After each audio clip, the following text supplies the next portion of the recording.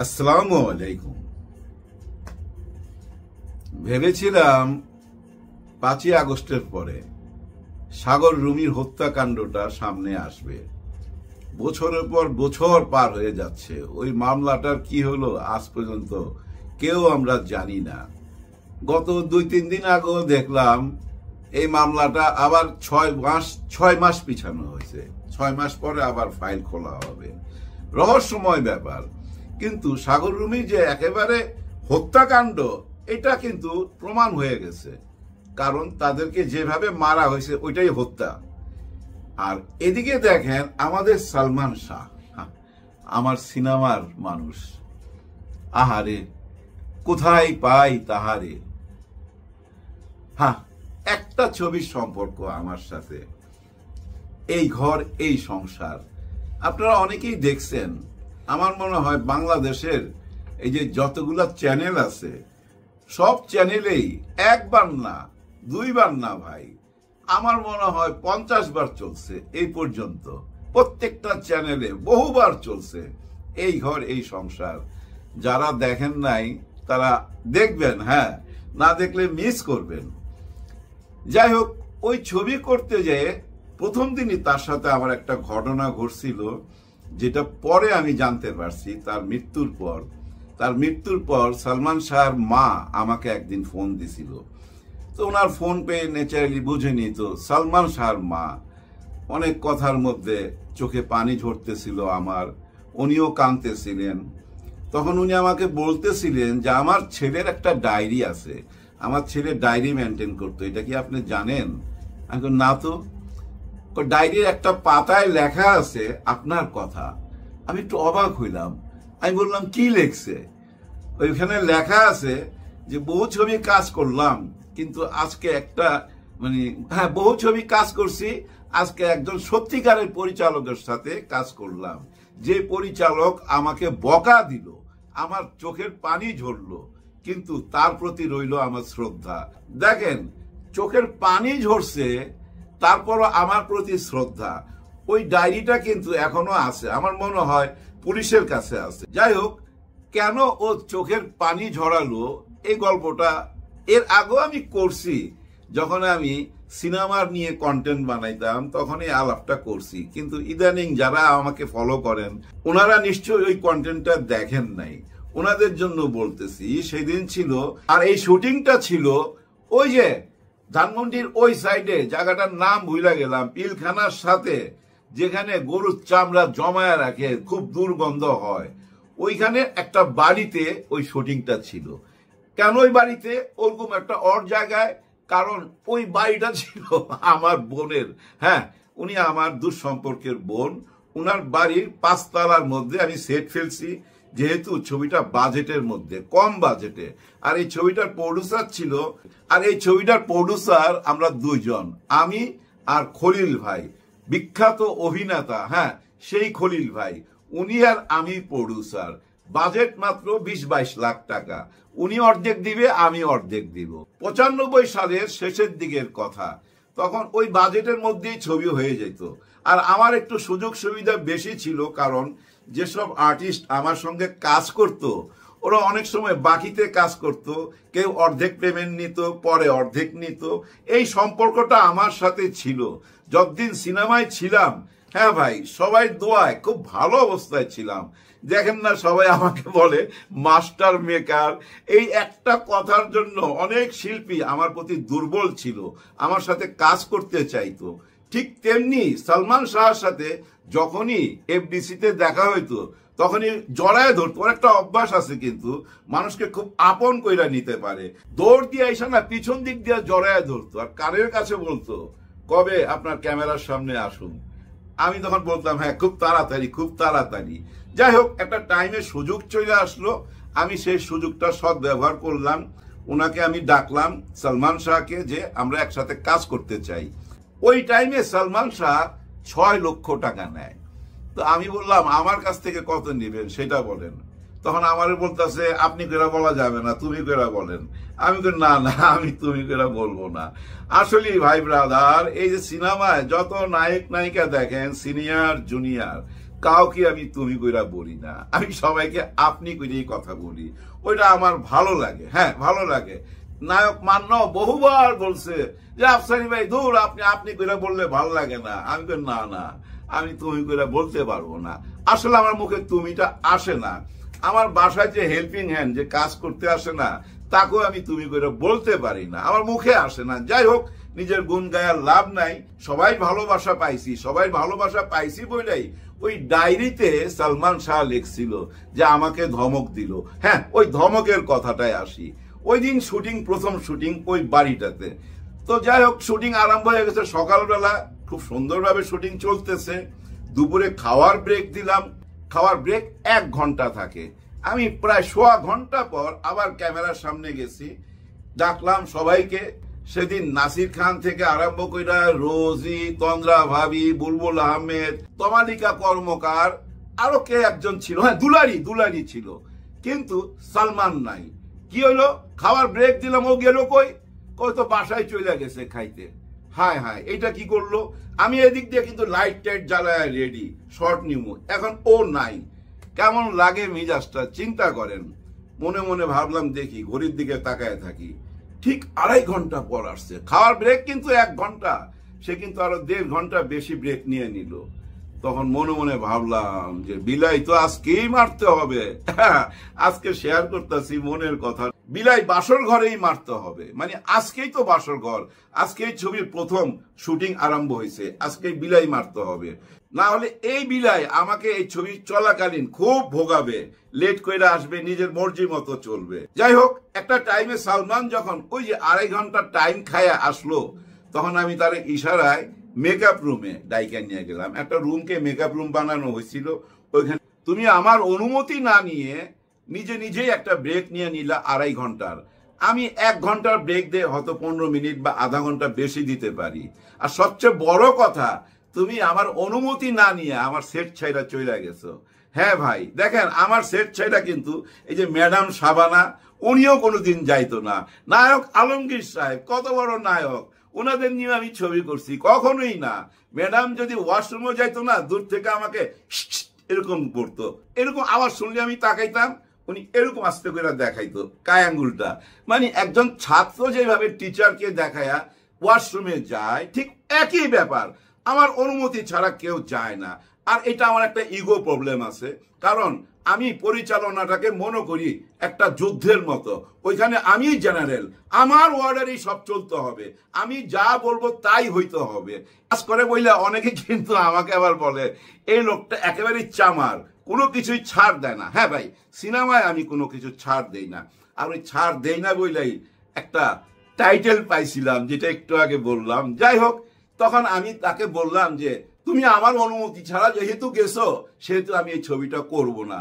তোমাকে আমার অ্যাডভান্স দেওয়া আছে 2 লক্ষ টাকা, 4 লক্ষ টাকা তোমার সাথে আমার কথা, তুমি স্যাক্রিফাইস করছো, থ্যাংক ইউ। ওই 2 লাখ টাকা ফেরত দেওয়ার দরকার নাই। ছবিটা এখানেই stop, full stop, enough is enough. এরকম একটা ভাব ধইরা রুম থেকে বাইরে আমি ছাদে চলে গেছি। এদিকে কি হয়েছে জানেন, সে অঝরে কাঁদতেছিল। আর ওই কান্নাটা দেখছে কে জানেন? এই যে আমার সালমান কাঁদতেছে। সালমান তো বলতো না, সবাই ইমন বইলা ডাকতো, ইমন কাঁদতেছে। এখন সবাই তাকে বলতেছে কি হয়েছে, কি ঘটনা, কোনো পারিবারিক ব্যাপার না অন্য কিছু। আসলে আমি যখন বকা দিছি, বকা দেই নাই মানে শাসন করছি, তখন তো কেউ ছিল না। কিন্তু সে তখন সবাইকে বলছে ছবিটা উনি বন্ধ করে দিছে, আমি ওনার অনুমতি না নিয়ে বাসায় গেছিলাম, এটা আমি ভুল করছি, আমি সরি। যাই হোক, একটা টাইমে ছাদে আসছে সবাই, সালমান আসে নাই। সবাই আইসা আমার বলতেছে যে ও সরি বলতেছে, নিচে আসেন। বিশেষ করে প্রডিউসার, আমরা 2 জন প্রডিউসার বলতেছে নিচে আসেন, খুব কাঁদতেছে। আইসা দেখি ভাই চোখ টোক ফুইলা গেছে। এমনি ফর্সা মানুষ, জানেন ও মেকআপ ছাড়া শুটিং করে, কিন্তু কোনোদিন মেকআপ নেয় না। কিন্তু মেকআপ রুমে বসে আড্ডা মারে, কিন্তু মেকআপ নেয় না। একটা তাওয়াল থাকে তার, ওই তাওয়ালটা বরফের মধ্যে দেওয়া থাকে, ওইটা নিয়ে খালি মুখ মুছে, আর মুখে ডলা দিলি না লাল হয়ে যায় চেহারা। প্রত্যেক শটের আগে ওরকম মুখের মধ্যে ওই তাওয়ালটা ডলা দেয়। আপনারা দেখেন বাস্তবে সালমান শাহ আরো সুন্দর ভাই, আরো অনেক সুন্দর, আমি বুঝাইতে পারুম না। যাই হোক, ওই দিন থেকে পুরা ছবিটা এত সুন্দরভাবে আমি পার করছি, পুরা সহযোগিতা পাইছি আমি সালমান শাহ, পুরো সহযোগিতা। কখনো 1 মিনিট লেট করে আসে নাই। যদি আমি 9টায় বলতাম না, ও 8:45 চলে আসতো। আর সবচেয়ে বড় কথা কি জানেন, ওর মধ্যে ভনিতা ছিল না, রোগ দেখানোর ব্যাপার তা ছিল না। কিন্তু একটা ছবি ওই আমলে খুব ভাইরাল হয়েছিল। ছবিটা কেমন ছিল, ও আমার মাথার মধ্যে ছাতা ধরে রাখছে আর আমি ক্যামেরায় কাজ করতেছি। আপনারা হয়তো অনেকেই জানেন, অনেকেই জানেন না, আমি কিন্তু আমার ছবির এই যে ক্যামেরার ব্যাপারটা আমি দেখভাল করি। ক্যামেরা সেকশনে একজন থাকে, থাকবে না কেন, নিশ্চয়ই থাকে, তারই দায়িত্ব, কিন্তু এটা আমার নিয়ন্ত্রণে থাকে।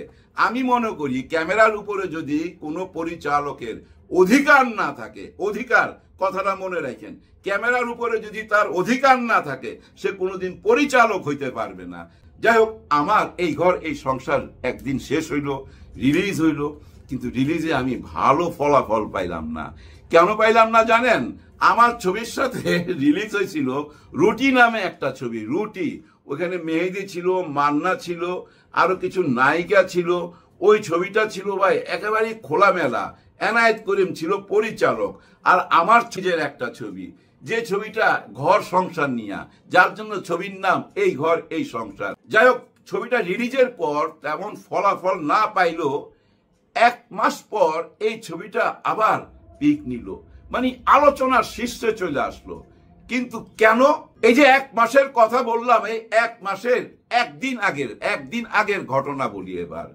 সকালে ঘুম থেকে উঠা শুনি সালমান শাহ নাই পৃথিবীতে। কি হয়েছে? ও আত্মহত্যা করছে, এরকম একটা কথা শুনলাম। আমার মনের মধ্যে তখন প্রশ্ন উঠলো, কিরে, গতকাল রাত্রেই তো ও আমার সামনে দিয়ে গেল, ওর বউ গেল, সাথে বাদল খন্দকারকে নিয়ে গেল, বিখ্যাত পরিচালক বাদল খন্দকার। সালমান শাহ ডাবিং করতেছিল ডাবিং থিয়েটারের ভিতরে, সেখানে শাবনূর ছিল এবং সালমান শাহ ছিল এবং এই সামিরা ছিল, সেটা বইলা নেই। তো ওরা ভিতরে ডাবিং করতেছিল। কেন সামিরা আসতো?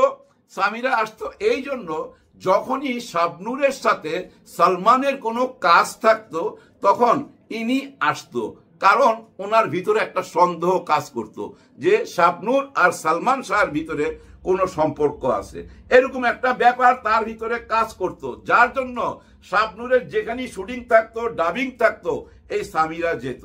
যাই হোক, সেদিনের কথা বলি, ডাবিং শেষ হয় কিন্তু রাত্রে 10টা থেকে 11টার মধ্যে, কিন্তু তখন বোধ হয় 8টা 9টা এরকম একটা টাইম। ওই ডাবিং থিয়েটারের সামনেই দেখবেন ঝর্ণা স্পট, আর ওই ঝর্ণা স্পটের গেটটার মধ্যে আমি, বাদল খন্দকার, আরো অনেকেই ছিল, আমাদের সমবয়সী যারা পরিচালক অনেকেই ছিল। তবে বাদল খন্দকারের সাথে সালমান শাহ একটু ডিপ রিলেশন ছিল। হঠাৎ দেখলাম সালমান বাদল খন্দকারকে ডাক দিল একটুখানি দূরে, আমার সাথে হাই হ্যালো হয়ে গেল, কিন্তু সালাম দোয়া হয়ে গেছে দূর থেকেই। আর বাদল খন্দকারকে ডেকে বলতেছে, কি হলো, টাকা কই, টাকা কই, এরকম আঙুল দিয়ে দেখাইতেছে। আবার বাদল বলতেছে যে শিডিউল কই, শিডিউল কই। হয়তো কোন একটা ছবি নিয়ে তাদের মধ্যে আলোচনা হয়েছে, ওই কারণে বাদল খন্দকার শিডিউল চাইতেছে আর ওর টাকা চাইতেছে, দুজনে মজা করতেছে। একটা টাইমে দেখলাম বাদল খন্দকারকে গাড়িতে বসায়া তারা বাসার দিকে চলে গেল। এটা কিন্তু শেষ দেখা, আর দেখা হয় নাই, আর তার মুখ দেখা হয় নাই। হ্যাঁ, দেখা হয়েছে, মুখটা দেখা হয়েছে, এখনো ভুলতে পারি না, এখনো ভুলতে পারি না। যাই হোক, একটু আগে যে বলতেছিলাম যে সামিরার ব্যাপারে একটু কথা বলবো। আমি 2-2.5 বছর আগে একটা কন্টেন্টার মধ্যে আমি 3টা এস তুইলা ধরি। 3টা এস বুঝছেন? সালমান শাহ, সামিরা, শাবনূর, এই 3টা এস কে তুইলা ধইরা কিছু কথা বলি। আর ওই কথাগুলোর মধ্যে এই যে একটু আগে যেটা বললাম, শাবনূরের যেখানেই কাজ থাকতো সামিরা সেখানেই যায় পৌঁছায় যাইতো, সেখানেই তাকে পাহারা দিত। এখন ভাই ব্রাদার, একটা জিনিস চিন্তা করেন, একটা জুটি যখন কাজ করে, সিনেমার ব্যাপার এটা তো বুঝেন, আর যদি ঘর থেকে চাপ থাকে যে না তুমি তার সাথে কাজ করতে পারবে না, মানে সন্দেহ করে, তাহলে একটা এক্সট্রা প্রেশার পড়ে কিন্তু শিল্পীর উপর, যেটা মনে মনে আমি পছন্দ করতাম না। দেখেন না, এই যে শাবানা এবং আলমগীর সাহেব যে কাজ করতো, অনেক পোলাপান মনে করতো কি জানেন, তারা হাজবেন্ড ওয়াইফ। আসলে তা না, কিন্তু আলমগীর ভাই এবং শাবানা ম্যাডামের সাথে আমার তো ছবি হয়েছে, আমি জানি আলমগীর সাহেব পুরা ইন্ডাস্ট্রির মধ্যে যদি কাউকে শ্রদ্ধা করে, আগে সালাম দেয় এবং যাকে দেখলে দাঁড়ায় যায়, সেটা হলো শাবানা ম্যাডাম। শাবানা ম্যাডামকে ভীষণ শ্রদ্ধা করে আলমগীর ভাই, আমার নিজের চোখে দেখা। অথচ বাইরের মানুষ মনে করে তারা স্বামী স্ত্রী, কারণ এই জুটিটা সুপার হিট ছিল। তেমনি শাবনূর আর সালমান শাহর জুটিটা সুপার হিট। প্রডিউসাররা না এখানে টাকা লগ্নি করতে চাইতো, এই জুটি থাকলেই হিট, কিন্তু ওই জুটিটা ভাঙ্গা দিতে চাইতেছিল সামিরা। সামিরা চাচ্ছিল না শাবনূরের সাথে সালমানের কাজ হোক। ওই ব্যাপারগুলো নিয়েই আমি আলোচনা করছিলাম। ওই কন্টেন্টটা রিলিজ হওয়ার পরই সামিরা আমাকে ফোন করছে। ফোনটা পাই আমি বেশি অবাক হই নাই, কারণ আমার নাম্বার থাকতেই পারে। আর আমি যে নাম্বারটা গত 30 বছর যাবৎ ব্যবহার করতেছি, এই নাম্বারটা সালমান শাহর গিফট করা। উনার গিফট করা বলেই কিন্তু আজ পর্যন্ত আমি চেঞ্জ করি নাই। অনেক মানুষের অনেক টেলিফোন থাকে, অনেক নাম্বার থাকে, আমার ওই একটাই নাম্বার। তার স্মৃতি হিসাবে আমি রাইখা দিছি ভাই। কারণ কি জানেন, ও আমার ছেলে রবিকে অনেক ভালোবাসতো। একটা ছবি দেখেন না, তার কোলে একটা বাচ্চা, ফুটফুটে বাচ্চা, ওই বাচ্চাটা আমার। অনেকেই মনে করতো সামিরা আর সালমান শাহর বাচ্চা, আসলে তা না। যাই হোক, এখন দেখেন এই সামিরা আমাকে ফোন করে বলতেছে যে আপনি এই কন্টেন্ট প্রাইভেট করেন, এখন ডিলিট করেন। আমি কেন, কি হয়েছে ভাই, কি প্রবলেম? বলে যে আপনি জানেন না এটা নিয়ে মামলা চলতেছে, পিবিআইতে মামলা চলতেছে, অমুক জায়গায় এই হইতেছে, হারুন সাহেবের কথা বললো, অনেক রকম পুলিশের কথা আমার কানের সামনে বলল। তার মানে কি জানেন, সে আমাকে ভয় দেখাইতেছে, আপনি যদি এই কন্টেন্ট প্রাইভেট না করেন তাইলে কিন্তু দেখা নিব। আমি আবার ভাই একটু অন্যরকম মানুষ, আমি সবার সাথে ঝগড়া করতে রাজি, কিন্তু কোনো মেয়ে মানুষের সাথে, কোনো মহিলার সাথে আমি ঝগড়া করতে একদমই রাজি না। আমাকে গালি দিলেও আমি রাজি না। আমাকে যদি কোনো মহিলা গালিও দেয়, আমি হাসি মুখে চলে যাব, একটা শব্দ আমি উচ্চারণ করব না। আর যদি ওই মহিলা বা ওই মেয়ে মানুষ এই যে আমাদের মিডিয়ার সাথে জড়িত হয়, যে কোনো অ্যাঙ্গেলে হোক, তাইলে তো ভাই 100 হাত দূরে থাকুন। আপনারাও কিন্তু 100 হাত দূরে থাকবেন, কারণ এদের হাত অনেক লম্বা হয় ভাই, ভিতরে ভিতরে এদের হাত অনেক লম্বা। আপনাকে নিয়ে এমন বেজ্জতি কইরা দিবে, আপনি জীবনেও ভুলতে পারবেন না। যেমন অরুণা বিশ্বাস আওয়ামী লীগের ক্ষমতা দেখায়া আমাকে এই ডিবি অফিসে নিয়ে গেছিল। হায় হায়, কি বেজ্জতি জানেন।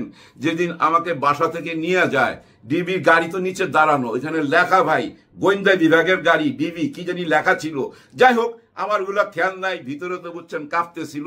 আমাকে বসেছে মাঝখানে, ডিবি দুজন দুই পাশে, সামনে আরো দুইজন, এই 4 জনই আমার রুমে ঢুকে গেছিল। তাও কি জানেন, এই যে মোবাইলের ক্যামেরা অন কইরা ঢুকে গেছিল, আমার ঘরের সবকিছু দেখাইতেছিল, আমাকে দেখাইতেছিল। কি ঘটনা ভাই, ওই যে কন্টেন্ট বানাইছিলাম, ওই কন্টেন্টের মধ্যে বলছিলাম এই যে সরকারি অনুদান পাচ্ছে, এরা কারা অনুদান পাচ্ছে? সরকারের চামচারা অনুদান পাচ্ছে। এদের কি যোগ্যতা আছে যে এরা ছবি পরিচালনা করবে? এই অরুণা বিশ্বাস পরিচালকের নামে একটা অনুদান নিয়ে নিছিল। তখন আমি ওই কথাটা বলছিলাম, আর ওইটা বলার কারণেই ভাই আমাকে নিয়ে ওই যে বুঝছেন। যাই হোক, ওইখান থেকে আমি বাইর হয়ে আসছি আরেকজন নায়িকার সহযোগিতায়, কারণ আমি ওই নায়িকারে ফোন দিয়া কইছিলাম এই আমারে কিন্তু ধৈর্য লয়ে যাইতেছে। আর ওই নায়িকার তখন আওয়ামী লীগের একদম মাথার সঙ্গে যোগাযোগ ছিল। ওইখানে যাওয়ার পর এই যে হারুন সাহেব আছে না, ডিবির হারুন সাহেব, উনি আমারে বলতেছে আপনি আবার শেখ সেলিমকে দিয়ে ফোন করাইছেন? আমি বললাম যে না, আমি তো ফোন করাই নাই, অন্য কেউ করছে, আমি তো জানি না। যাই হোক, উনি আমাকে 1 কাপ চাও খাওয়াইছে, আবার হালকা একটু অপমানও করছিল। আমাকে বলতেছিল ক্যামেরার সামনে তো দেখি হাত পা নাইরা কথা বলেন, এখন এত ম্যাও ম্যাও করেন কেন? মানে আমি তো ওনার সামনে একদম চুপ, মাথা নত, ভয়ে, বুঝছেন না। আবার আগেই করছি কি জানেন, সানগ্লাসটা খুইলা চোখটা দেখাইছি, যে দেখেন কিছু মনে করেন না আমার সানগ্লাস। এই যে চোখটা না দেখাইলে আমার চোখটা যে খারাপ, উনি হয়তো ভাবতে পারে বেটা আমার সামনে সানগ্লাস পইরা বসে রইছ, এই এরে ঢুকা, ওই ভয়, বুঝছেন, আগে চোখটা দেখাইছি। যাই হোক, উনি আমার 1 কাপ চা খাওয়াইয়া বিদায় দিছে, আমি বাসায় চলে আসছি। আমার জীবন থেকে 4 থেকে 5 ঘন্টা চলে গেছে। ওই ভয়গুলো আমার ভিতরে কাজ করতো। আমি এই জন্য তাড়াতাড়ি ওই কন্টেন্ট প্রাইভেট কইরা দেই। মিস সামিরা, মিস না মিসেস আমি জানি না, এখন তো আপনাকে নিয়ে শত শত কন্টেন্ট হইতাছে, সবাই কথা বলতেছে। এখন আপনি কয়জন রে ওই পুলিশের ভয় দেখাইবেন? কয়জনের কন্টেন্ট পারবেন না? এখন জিনিসটা বুঝছেন, ফাইটা বাইরেছে, একদম ফাইটা বাইরেছে। কে অপরাধী কে অপরাধী না, নিশ্চয়ই আইন যেহেতু এত বছর পর এই ফাইলটা ওপেন করছে, সত্যটা নিশ্চয়ই বাইরে আসবে। আর অপরাধীরা কে কোথায় আছে আমি জানি না, তবে আমাদের ডন কিন্তু বাংলাদেশেই আছে। জানি না ডন কি টেনশন আছে, কেমন আছে, খবর নেই।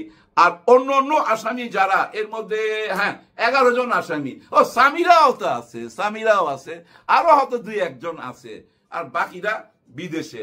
এখন এটা সত্য মিথ্যা সবকিছু আদালতের ব্যাপার, আমি কোনো মন্তব্য করতে চাই না, মন্তব্য করাও উচিত হবে না। তবে এইটুক বলতে পারি, বাংলা চলচ্চিত্রে এরকম নায়ক আর আসবে না। তার কেরিয়ারের সময়সীমা কতটুকু জানেন? 3.5 বছর বা 4 বছরের কাছাকাছি। ছবির সংখ্যা কত? 27 থেকে 30টা হবে, 27 থেকে 30টা, এর বেশি না। এত অল্প ছবি দিয়ে এত অল্প টাইমে যে ভালোবাসাটা পাইছে, ওই ভালোবাসার একটা ছোট্ট গল্প বইলা ভিডিওটা শেষ করতেছি। এই সালমান শাহের মৃত্যুটা সাধারণ মানুষ তো মাইনা নিতে পারে নাই, কিন্তু অনেক ইয়াং মেয়েরা মাইনা নিতে পারে নাই। আপনারা জানেন 13-14 জন আত্মহত্যা করছে সালমান শাহর জন্য। অনেকে আত্মহত্যা করতে চাইও করতে পারে নাই তাদের মা বাবার কারণে। তেমনি একটি মেয়ের গল্প বলি। একদিন আমার কাছে ফোন আসে একজনের, আমার পরিচিত একজনের মাধ্যমে উনি ফোন নাম্বারটা পাইছে। আমাকে বলতেছে যে আমার মেয়েটা সালমান শাহর জন্য আত্মহত্যা করতে চাইছিল, কিন্তু আমরা তাকে বাঁচাইছি, আপনার কাছে একটা আবেদন, আপনি উপকার করতে হবে। আমি বল যে আমার মেয়ের চিকিৎসা চলতেছে, কাউন্সেলিংও চলতেছে। কাউন্সেলিং মানে ওই যে বুঝায় আর কি, অনেক কিছু বুঝায়, তোমার মনের মধ্যে কি আছে, কেন তুমি আত্মহত্যা করতে চাও, তোমার এখন কি ইচ্ছা হইতাছে, মানে স্বপ্নের কথাগুলা, তার ভিতরের কথাগুলা জানতে চায়। ওই ভিতরের কথাগুলা যায় না। মনোবিজ্ঞানের ডাক্তার যে সে বলছে যে এই মেয়েকে এফডিসিতে নিয়ে যান। এফডিসিতে যেখানে যে চেয়ারে সালমান শাহ বসতো, যে মেকআপ রুমে মেকআপ নিত, যে ফ্লোরে শুটিং করতো, ওই জায়গাগুলা দেখান। ওগুলা তার দেখার ইচ্ছা ভীষণ ভাবে, এগুলা দেখান। এগুলা দেখালে সে মনে শান্তি পাবে। এই কথাগুলো আমাকে বলছে। তা আমি বললাম যে ঠিক আছে আপনি আসেন। তখন আমি বললাম ঠিক আছে, আপনি সকাল 10টা থেকে 11টার মধ্যে এফডিসিতে আসেন, আমি থাকবো। ওই দিন আমার কোনো কাজ ছিল না, আমি অপেক্ষা করতেছিলাম গেটে, কারণ গেটে তো ওনাদেরকে ঢুকতে দিবে না। যাই হোক, ওনাদের গাড়ি যখন আসলো আমি একটু চমকাইলাম, কারণ খুব দামি গাড়ি ভাই, মার্সিডিজ গাড়ি নিয়ে আসছে। এবার চিন্তা করেন। যাই হোক, ওনাদেরকে ভিতরে ঢুকাইলাম এবং 3 নম্বর মেকআপ রুমের, যে মেকআপ রুমে সালমান শাহ বেশি মেকআপ নিত, এসি রুম ছিল, ওইখানে নিয়ে গেলাম। নিয়ে যাওয়ার পর যখন বললাম ওই মেয়েটাকে, মেয়েটা দেখতে অনেক কিউট, অনেক সুন্দর ছিল, মা দাঁড়ায় ছিল এবং কিছু আত্মীয় স্বজনও ছিল। মেয়েটাকে যখন আমি দেখাইলাম যে এই চেয়ারটার মধ্যে বৈশা ও মেকআপ নিত, ওরে ভাই বিশ্বাস করেন, ওই চেয়ারটার উপরে ঝাঁপায়া পড়ে গেল ওই মেয়েটা এবং চিৎকার করে কাঁদতেছিল, চেয়ার নিয়ে নিচে পড়ে গেছে। কিন্তু ওর মা বলছে কেউ ধরেন না, কাঁদতে দেন। ইচ্ছা মতো কাঁদলো ভাই, কাঁদতে কাঁদতে কাহিল হয়ে গেল। যাই হোক, পরে তারে কোক টোকাইনা খাওয়াইলাম, বুঝাইলাম এবং আমার এই ঘর এই সংসার ছবি নিয়ে তার সাথে গল্প করলাম। সে আমার কাছে বারবার জানতে চায় সে কি খাইতো, কেমন ভাবে কথা বলতো, বুঝেনি তো, আবেগের ব্যাপার। যাই হোক, আমিও বোধহয় একটু আবেগে ঝইরা করতেছি এখন। হ্যাঁ, আসসালামু আলাইকুম প্রিয় দর্শক। নির্বাচন নিয়ে যখন মানুষের আলোচনা করছে, তখন নির্বাচনটা কিভাবে হবে সে বিষয়ে একটা আইন নতুন করে তৈরি করা হয়েছে। নির্বাচনটা যে আইনের অধীনে হয়, মানে নির্বাচন কমিশন যে আইনের অধীনে নির্বাচন করেন, সেই আইনটাকে বলা হয় গণপ্রতিনিধিত্ব আদেশ বা ইংরেজিতে হলো সংক্ষেপে আরপিও। সেই আরপিও সংশোধিত হয়ে উপদেষ্টা পরিষদের কমিটিতে, তাদের যে ক্যাবিনেট আছে সেখানে এটা অনুমোদিত হয়েছে। এখন এটা অধ্যাদেশ হিসেবে অনুমোদিত হয়েছে এবং এটা প্রেসিডেন্ট সিগনেচার করলে এটা অধ্যাদেশ হয়ে যাবে। এখন কিন্তু দেশের নতুন নতুন যত আইন হচ্ছে সবই কিন্তু অধ্যাদেশ, কারণ দেশে এখন কোনো সংসদ নাই। সংসদ না থাকলে আইনটা বানাবে কে? সংসদেই তো কাজ আইন বানানো। তখন হয় কি, সরকার একটা অধ্যাদেশের মতো করে যেটাতে আমাদের কাজ চালাতে হবে, প্রেসিডেন্ট সিগনেচার করে দেয় এবং পরবর্তীতে যখন সংসদ আসবে, প্রথম যে সংসদটা আসবে, সেই সংসদেরই কাজ হবে সবগুলি অধ্যাদেশকে আইনে রূপান্তর করা অথবা প্রত্যাখ্যান করা। প্রত্যাখ্যান করলে আইনটা বাতিল হয়ে যাবে। এখন সেই আইনের দ্বারা যাতে সংগঠিত হয়েছে সেগুলো বাতিল হয়ে যাওয়ার কথা। যাক, সেটা অন্য বিতর্ক, ওই বিতর্কে আপাতত আমি যাচ্ছি না। আরপিওতে নতুন কিছু বিষয় এসেছে। পুরনো অনেকগুলি বিষয় রয়ে গেছে। আর বিগত নতুন বিষয়গুলির মধ্যে পোস্টাল ভোটিংটা চালু হয়েছে, মানে যারা বিদেশে আছেন তারা ভোট দিতে পারবেন এবার। এটা আগে ছিল না। এটা একটা অসাধারণ এবং ভালো পরিবর্তন আমি বলবো, এটা ইতিবাচক একটা পরিবর্তন। আর জামানত বাড়ানো হয়েছে, এখন জামানত করা হয়েছে 50,000 টাকা। এটা আমার কাছে পছন্দ হয়নি। আরেকটা হলো, যদি কোথাও অনিয়ম হয়, আওয়ামী লীগ সরকার যেটা করেছিল যে অনিয়ম হলে যে কেন্দ্রে অনিয়ম হবে কেবল সেই কেন্দ্রকে ভোট বাতিল করতে পারবে, অন্য অন্য মানে কেন্দ্রের ভোট ঠিকই থাকবে। কিন্তু এখন নির্বাচন কমিশন চাইলে পুরো নির্বাচনটাই বাতিল, পুরো ওই আসনের নির্বাচনটাই তারা বাতিল করতে পারবে। আরেকটা নতুন আইন হয়েছে, এটাও ভালো আমার কাছে লেগেছে। যদি আদালতে কেউ ফেরারি হয়, মানে যদি পালিয়ে থাকে, মানে মামলা হয়েছে সে আদালতে হাজিরা দিচ্ছে না, পালিয়ে আছে, তাহলে সে নির্বাচন করতে পারবে না। এটা আমার পছন্দ হয়েছে, কারণ আপনি পালিয়ে থাকবেন কেন? আপনি তো আইনের প্রতি আপনাকে শ্রদ্ধাশীল হতে হবে। আপনি হাজিরা দেন, যদি জেলে থাকবেন আপনি জেলে থেকে নির্বাচন করতে পারবেন, কিন্তু আপনি পালিয়ে থাকবেন কেন? কাজে এটাও আমার কাছে, এটা নিয়ে বিতর্ক হবে আমি জানি, কিন্তু তারপরেও আমি মনে করি এটা মন্দের ভালো। নিয়ম তো আর একদিনের জন্য হয় না, নিয়ম তো অনেক দিনের জন্য হয়, সেটা ভালো। যে বিষয়টা নিয়ে সবচেয়ে বিতর্ক হয়েছে সেটা হচ্ছে যে যদি কেউ জোটবদ্ধ হয়ে নির্বাচন করে, জোটের অংশ হয়, তাহলেও সেই দলকে, যারা জোটের মধ্যে ঢুকবে আর কি, সেই দলটাকেও তার নিজের প্রতীকে নির্বাচন করতে হবে।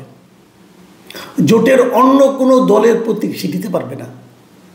যেটা নাকি আগের বার আওয়ামী লীগের আমলে তখন কি ছিল, যে নৌকা মার্কার সঙ্গে জোট করলো রাশেদ খান মেনন, উনি ওনার দলের প্রতীক বাদ দিয়ে নৌকা মার্কা নিয়ে নির্বাচন করলেন।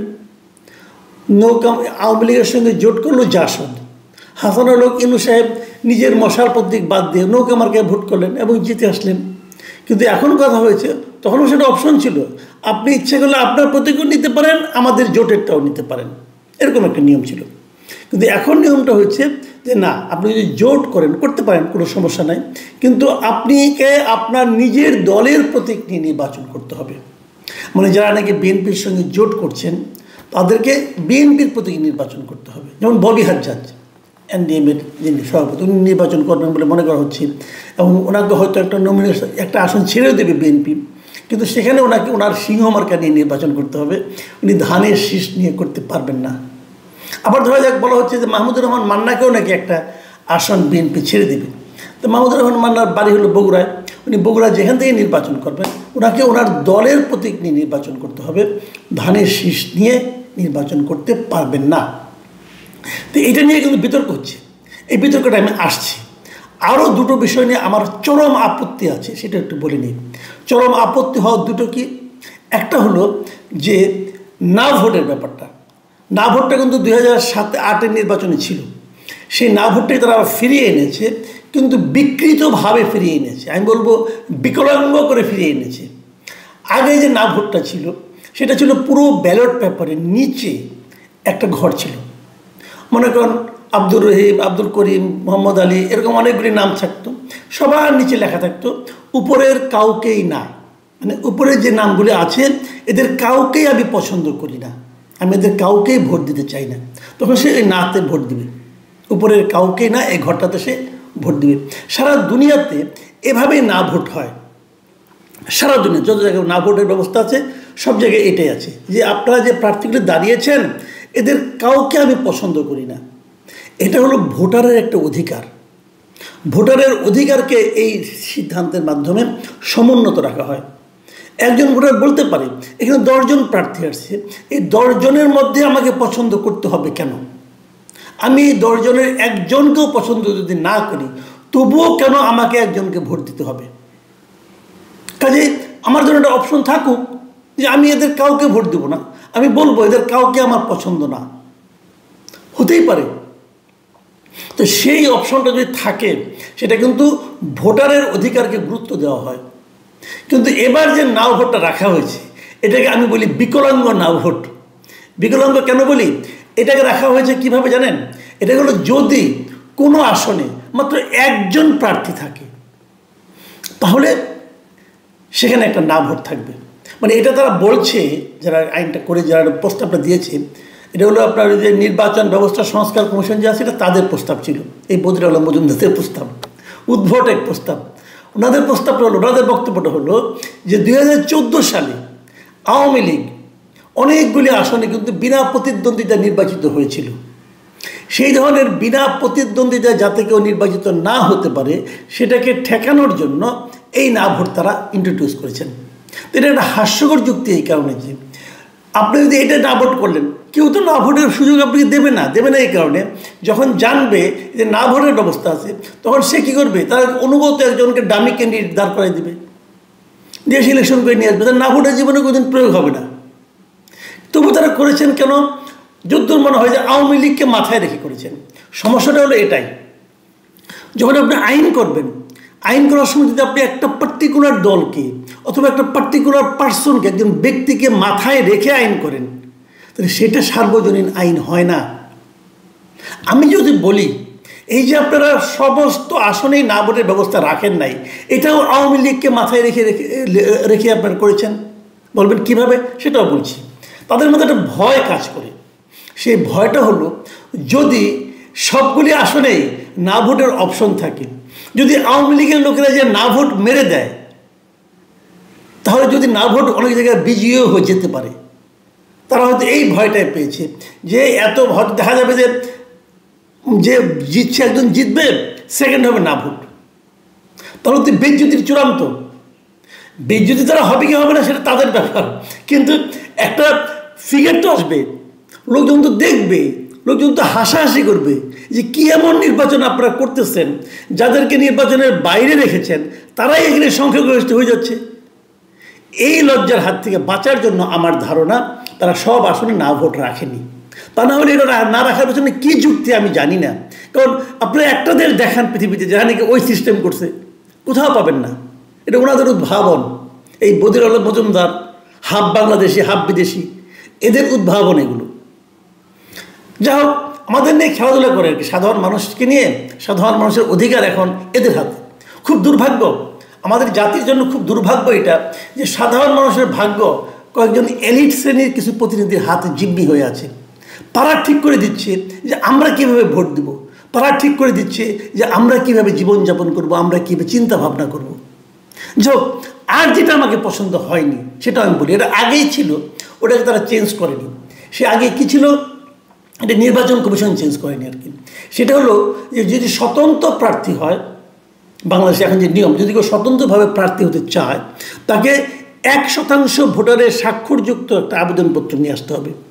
মানে 1% ওই এলাকায় যত ভোটার, যেমন ধরা যাক আপনার 3 লক্ষ ভোটার আছে, তাহলে 3000 মানুষের স্বাক্ষর আপনাকে সংগ্রহ করে নিয়ে আসতে হবে, যে 3000 লোক বলবে যে আপনাকে প্রার্থী করা হোক।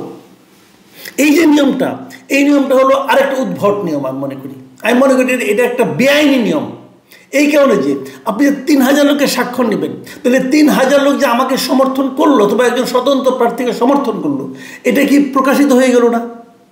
তো ওই লোকগুলির ভোটের যে গোপনীয়তা সেটাকে লঙ্ঘিত হলো না? হলো তো, সেটা আপনি করতে পারেন না। আর আরেকটা ব্যাপার হলো, আপনি ভাবেন একটা এলাকায় 10 লাখ লোক আছে অথবা 5 লাখ লোক আছে, 5000 মানুষের ভোটারের স্বাক্ষর আপনার পক্ষে আনাটা এত সহজ না। আর গ্রামের মানুষ স্বাক্ষর মিলবে না, ফোন করে পাবে না, এগুলো তো হতে থাকবে। এবং এই সময় হয় কি, ওই যে কিছু মানে আপনার এক ঘর বিশিষ্ট দল আছে না কতগুলি, যে তার কোনো পরিচয় নাই, কেউ তার চিনে না, একটা ঘর জামাইয়ের বাসার ড্রয়িং রুমের মধ্যে দল বানিয়ে রাখছে, অফিস বানিয়ে রাখছে।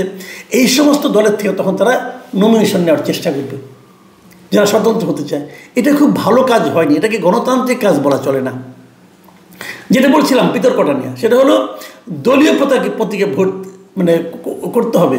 এটা আমার কাছে খুব ইন্টারেস্টিং মনে হয়েছে। এটা ভালো মন্দ আমি কিছু বলবো না, এটা আমার কাছে খুব ইন্টারেস্টিং মনে হয়েছে। ইন্টারেস্টিং মনে হয়েছে এই কারণে যে আপনি বড় নেতা, দল ছোট, এই আলোচনা এখন থেকে আপনাকে বাদ দিতে হবে। আপনাকে দলকে বড় করতে হবে। রাশেদ খান মেনন ছিল, ওনার দল কতটুকু কিছু যায় না, উনি একাই নেতা এবং উনি চেয়েছিলেন এভাবেই থাকতে। আমার জ্ঞান হওয়ার পরের থেকে আমি দেখে আসতেছি রাশেদ খান মেননই তার দলের নেতা, আর কোনো নেতা নাই সেখানে, উনি 1 নম্বর নেতা। তো এই যে রাজতান্ত্রিক দল, মানে এক নায়কতান্ত্রিক দল অথচ সমাজতান্ত্রিক দল সেটা, তো এই ধরনের যে এক ব্যক্তিকেন্দ্রিক দল যেটা, এগুলি থামবে কিছুটা। এটা আমি পছন্দ করছি খুব। আমি আমি জানি এটা নিয়ে বিএনপি প্রতিবাদ করছে, বিএনপি বলছে যে এটা ঠিক হচ্ছে না, কারণ বিএনপির ইচ্ছা হলো আরও কয়েকজন লোককে নিয়ে তার দলের সঙ্গে জোট পদ্ধতি তারা ইলেকশন করতে চায়। সেই জায়গায় তাদের আপত্তি, এবং তারা বলছে ওইটা যে আমাদের এই জোটটাকে দুর্বল করার জন্য এই নির্বাচন কমিশন এটা করেছে, এটা নিয়ে আমরা আলোচনা করব। তো আমরা তারা আলোচনা করতে চায়, মানে এটাকে চেঞ্জ করো। যদি এটা চেঞ্জ করে, আমি মনে করি এটা চেঞ্জ করা ঠিক হবে না। তারপরে যদি চেঞ্জ করে করতে পারে সেটা, এটা নিয়ে আমার অত কোনো আপত্তি নেই। কিন্তু ওই যে আপনার না ভোট এবং স্বতন্ত্র প্রার্থীর জন্য যে নিয়মটা, এই দুটো নিয়ম আমি মনে করি চেঞ্জ করা খুব জরুরি। কারণ আপনি যখন একটা আইন করবেন, আইন যদি একদম ব্যক্তিকে অথবা একটা দলকে মাথায় রেখে করেন, সেই জিনিসটা ভালো হবে না। আপনি যদি একটা আইন করেন যে আইনে সাধারণ মানুষকে, গরিব মানুষকে নির্বাচনের বাইরে রাখার জন্য চিন্তা করে করেন, সেই আইনটাও ভালো হবে না। কিন্তু হচ্ছে আইন। একটি বিশ্ববিখ্যাত আন্তর্জাতিক গণমাধ্যম এপি, অ্যাসোসিয়েট প্রেস এবং আমেরিকার খুবই স্বনামধন্য একটি সংবাদ সংস্থা। তো সেই সংবাদ সংস্থায় নাতি দীর্ঘ একটি সাক্ষাৎকার দিয়েছেন জনাব সজীব ওয়াজেদ জয়, এবং সেই সাক্ষাৎকারটির উপর ভিত্তি করে ভারত, আমেরিকা, ইংল্যান্ড, তারপর কানাডা এবং অন্যান্য যে সকল দেশের সঙ্গে বাংলাদেশের রাজনীতি জড়িত, ওতপ্রোতভাবে জড়িত, তারা অত্যন্ত গুরুত্বের সঙ্গে তার সেই সাক্ষাৎকারটি নিয়ে খুবই ইতিবাচক বিচার করেছে, বিশ্লেষণ করেছে এবং নানা রকম তাদের যে মন্তব্য, সেই মন্তব্য তারা প্রকাশ করেছে। অ্যাসোসিয়েট প্রেসের সঙ্গে একটি এক্সক্লুসিভ সাক্ষাৎকার দেওয়ার মতো বিরল সৌভাগ্য আমাদের এই রাজনৈতিক অঙ্গনে কয়জনের হয়েছে এটা আমি বলতে পারবো না। তবে সমসাময়িক কালে যদি আপনি জামাতের আমির ধরেন, জনাব তারেক রহমান সাহেব ধরেন, কিংবা ডক্টর মোহাম্মদ ইউনূস ধরেন, এখন যারা রাজনীতিতে সম্মুখ সারিতে আছেন, এনসিপির যিনি প্রধান নাহিদ ইসলাম ধরেন, তারা অ্যাসোসিয়েট প্রেসে একটি সাক্ষাৎকার দেবেন। আর সেই সাক্ষাৎকারটি নিয়ে আবার ওয়াশিংটন পোস্ট সংবাদ পরিবেশন করবে।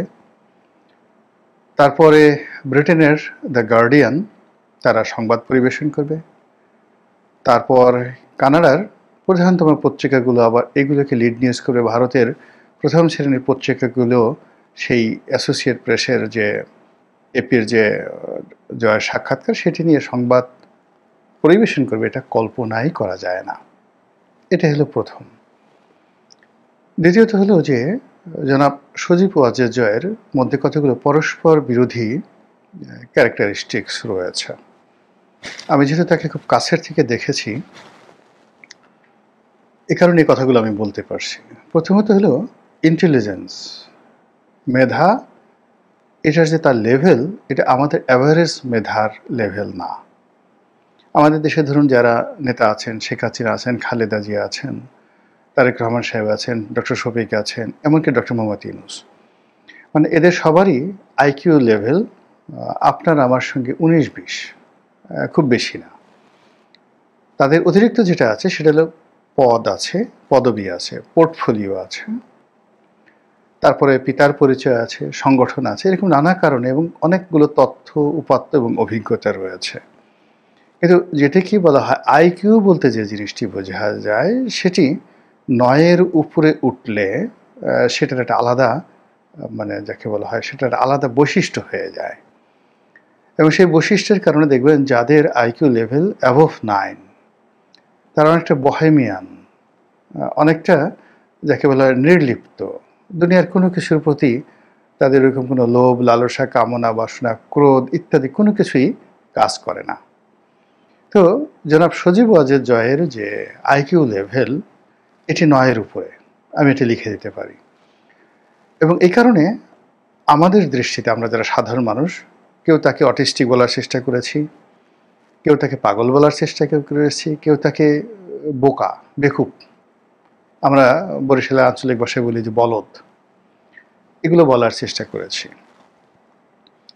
কিন্তু আপনি যদি তার ড্রেস কোড দেখেন, অর্থাৎ যখন তিনি সুটেড বুটেড থাকেন, ভালো পোশাক আশাক পরেন, তখন আপনি দেখবেন যে এক্সট্রিম লেভেলে it looks like Barack Obama, it looks like যাকে বলা হয় Bill Clinton, John F Kennedy অথবা রোনাল্ড রিগান। আপনি জয়ের সবচেয়ে ভালো পোশাকগুলো পরে হেয়ার স্টাইল করে তিনি যখন যে ছবিগুলো দিয়েছেন ওই জিনিসগুলো আপনি দেখেন। আর আবার যখন তার বহেমিয়ান যে অবস্থা, একটা গেঞ্জি পরেন, হাতে কতগুলো যাকে বলা হয় ওই ট্যাটু আঁকা, তারপর সেই এলোমেলো চুল, কুকুর নিয়ে বসে আছেন, হাফ প্যান্ট পরা, এগুলো দেখলে আপনার কাছে মনে হবে যে নগর বাউল জেমসের মতোই তার একটা বহেমিয়ান জীবন। এটা হলো আমার দৃষ্টিতে। তিনি যখন ইংরেজি বলেন, তিনি এবং পুতুল তার দুজনই তাদের ইংরেজির মান, প্রোনাউন্সিয়েশন এবং একই সঙ্গে উপস্থাপন এবং উপস্থাপনের যে ঢং, এটা আমাদের এই সাবকন্টিনেন্টে বিলাল ভুট্টোর সঙ্গে শুধু তুলনা করা যেতে পারে। এমনকি ওই যে রাহুল গান্ধীও জয়ের মতো এত সুন্দর ইংরেজি বলতে পারেন না। বিলাল ভুট্টো, তারপরে হিনা রব্বানী খার, পাকিস্তানের যে পররাষ্ট্রমন্ত্রী, এই দুজনের ইংরেজি খুবই ভালো মানের ইংরেজি। ঠিক এই ইংরেজির লেভেল জয় এবং পুতুলের রয়েছে। তো কাজেই এপির মতো একটা প্রতিষ্ঠানের সঙ্গে আপনি যতই আপনাকে স্ক্রিপ্ট রেডি করে দেওয়া হোক, ধরুন আপনি $1 মিলিয়ন খরচ করে লবিং করে এপির একটা সাক্ষাৎকার দিলেন, কিন্তু আপনার যদি ইংরেজি জানা না থাকে এবং ইংরেজিতে আপনি বলতে না পারেন, এবং ইংরেজি দুটো, অর্থাৎ আপনাকে যারা প্রশ্ন করছে সেই প্রশ্নটা আপনাকে বুঝতে হবে এবং সে অনুযায়ী আপনাকে রিপ্লাই করতে হবে। তো সেই দিক থেকে তার এই সাক্ষাৎকারটি নিঃসন্দেহে তার যে আইকিউ লেভেলের যে এক্সট্রিম যে জায়গাটি ইতিবাচক, সুটেড অ্যান্ড বুটেড, সেটারই প্রতিফলন ঘটেছে। আর এই কদিন আমরা গত কয়েক মাসে তাকে বারবার তাকে নিয়ে যে ট্রল করেছি, আমরা তার বহেমিয়ান যে দিকটি রয়েছে সেটি নিয়ে ঠাট্টা মস্করা করেছি। ফলে কি হলো, অলরনে সাডেন যখন তাকে নিয়ে ভীষণ রকম মাতামাতি হচ্ছে, তার বক্তব্য নিয়ে, তার বক্তব্যের সারবস্তু নিয়ে, এবং হঠাৎ করে এই বক্তব্যের কারণ এবং এটা নিয়ে বিশ্ব গণমাধ্যম, যারা বিশ্ব রাজনীতির মোড়ল, মানে ওয়াশিংটন পোস্টের মতো একটা পত্রিকা, তারা যখন কোনো বিজ্ঞাপন নেয়, এর আগে ডক্টর মোহাম্মদ ইউনূস এখানে বিশাল একটা বিজ্ঞাপন ছাপিয়েছেন জয়ের, এটা কোনো বিজ্ঞাপন নয়, যখন এইরকম একটা পত্রিকায় স্বতঃস্ফূর্তভাবে কোনো একটি খবর আসে, তখন ধরে নিতে হয় এর সঙ্গে আমেরিকার এবং পশ্চিমা দুনিয়ার যে নীতিগত সিদ্ধান্ত, সেই সিদ্ধান্তের কতগুলো কানেক্টিভিটি রয়েছে। এনিওয়ে, তো উনি যে কথাগুলো বলেছেন খুব বেশি কথা বলেননি, যে কথার চম্বুক কতগুলো দিক ঘাটে পথে আমরা সবাই বলছি, সেটা হলো যে আওয়ামী লীগকে ছাড়া অর্থবহ একটি নির্বাচন হবে না, অংশগ্রহণমূলক একটি নির্বাচন হবে না, ইনক্লুসিভ একটি নির্বাচন হবে না, এবং এটিকে একটা ফ্রুটফুল ইলেকশন বলা যাবে না। সঙ্গতির কারণে প্রশ্ন আসতে পারে যে বিএনপিকে ছাড়া যে 3টি নির্বাচন হয়েছিল সে ব্যাপারে ইনি কিছু বলেননি কেন? মূল বক্তব্য হলো সেটা তিনি কেন বলবেন, আর এটা বলারই বা দরকার কি? বিএনপিকে ছাড়া যে ইনক্লুসিভ নির্বাচন হয়নি, এটা তো আওয়ামী লীগ যে হাড়ে হাড়ে টের পেয়েছে এবং তার যে পতন, সেই পতনের মধ্যে একটা সিল মারা হয়ে গেছে। সেটা ওয়াজেদ সাহেব, সজীব ওয়াজেদ, জয় সাহেব বলুন আর না বলুন, ওটা বাস্তব। এবং সেটা থেকেই আওয়ামী লীগ যেভাবে শিক্ষা নিচ্ছে এবং যে কথাগুলো বলছে, এই কথার প্রেক্ষিতে আওয়ামী লীগকে ছাড়া যে একটা ভালো নির্বাচন সম্ভব নয়, এটা আমরা বলার চেষ্টা করছি। তাহলে আওয়ামী লীগ আর বর্তমান সরকার, আওয়ামী লীগ আর বিএনপি একই হয়ে গেল। বা বিএনপি যেভাবে 15 ফেব্রুয়ারি একটা নির্বাচন করেছিল, তো আওয়ামী লীগ 3টি নির্বাচন করে সেটার প্রতিশোধ নিয়েছিল, তোরা একবার করলি আমরা 3বার করে দিলাম। তো এটা ছক্কা পক্কা কাটাকাটি এরকমভাবে আমরা বাঙালিপনা করতে পারি, কিন্তু সামনে এগোনো যাবে না। জনাব জয় যে কথাগুলো বলেছেন, সে কথাটা হলো একটা নতুন দিগন্ত উন্মোচন করেছেন আলোচনার জন্য। সেখানে তিনি স্পষ্টতই যেটি বলার চেষ্টা করেছেন যে তার মায়ের যে সরকার ছিল, শেখ হাসিনার সরকার ছিল, সেই শেখ হাসিনার সরকার যে ব্রুটালিটি দেখিয়েছে, এটা অন্যায়, এটি ভুল।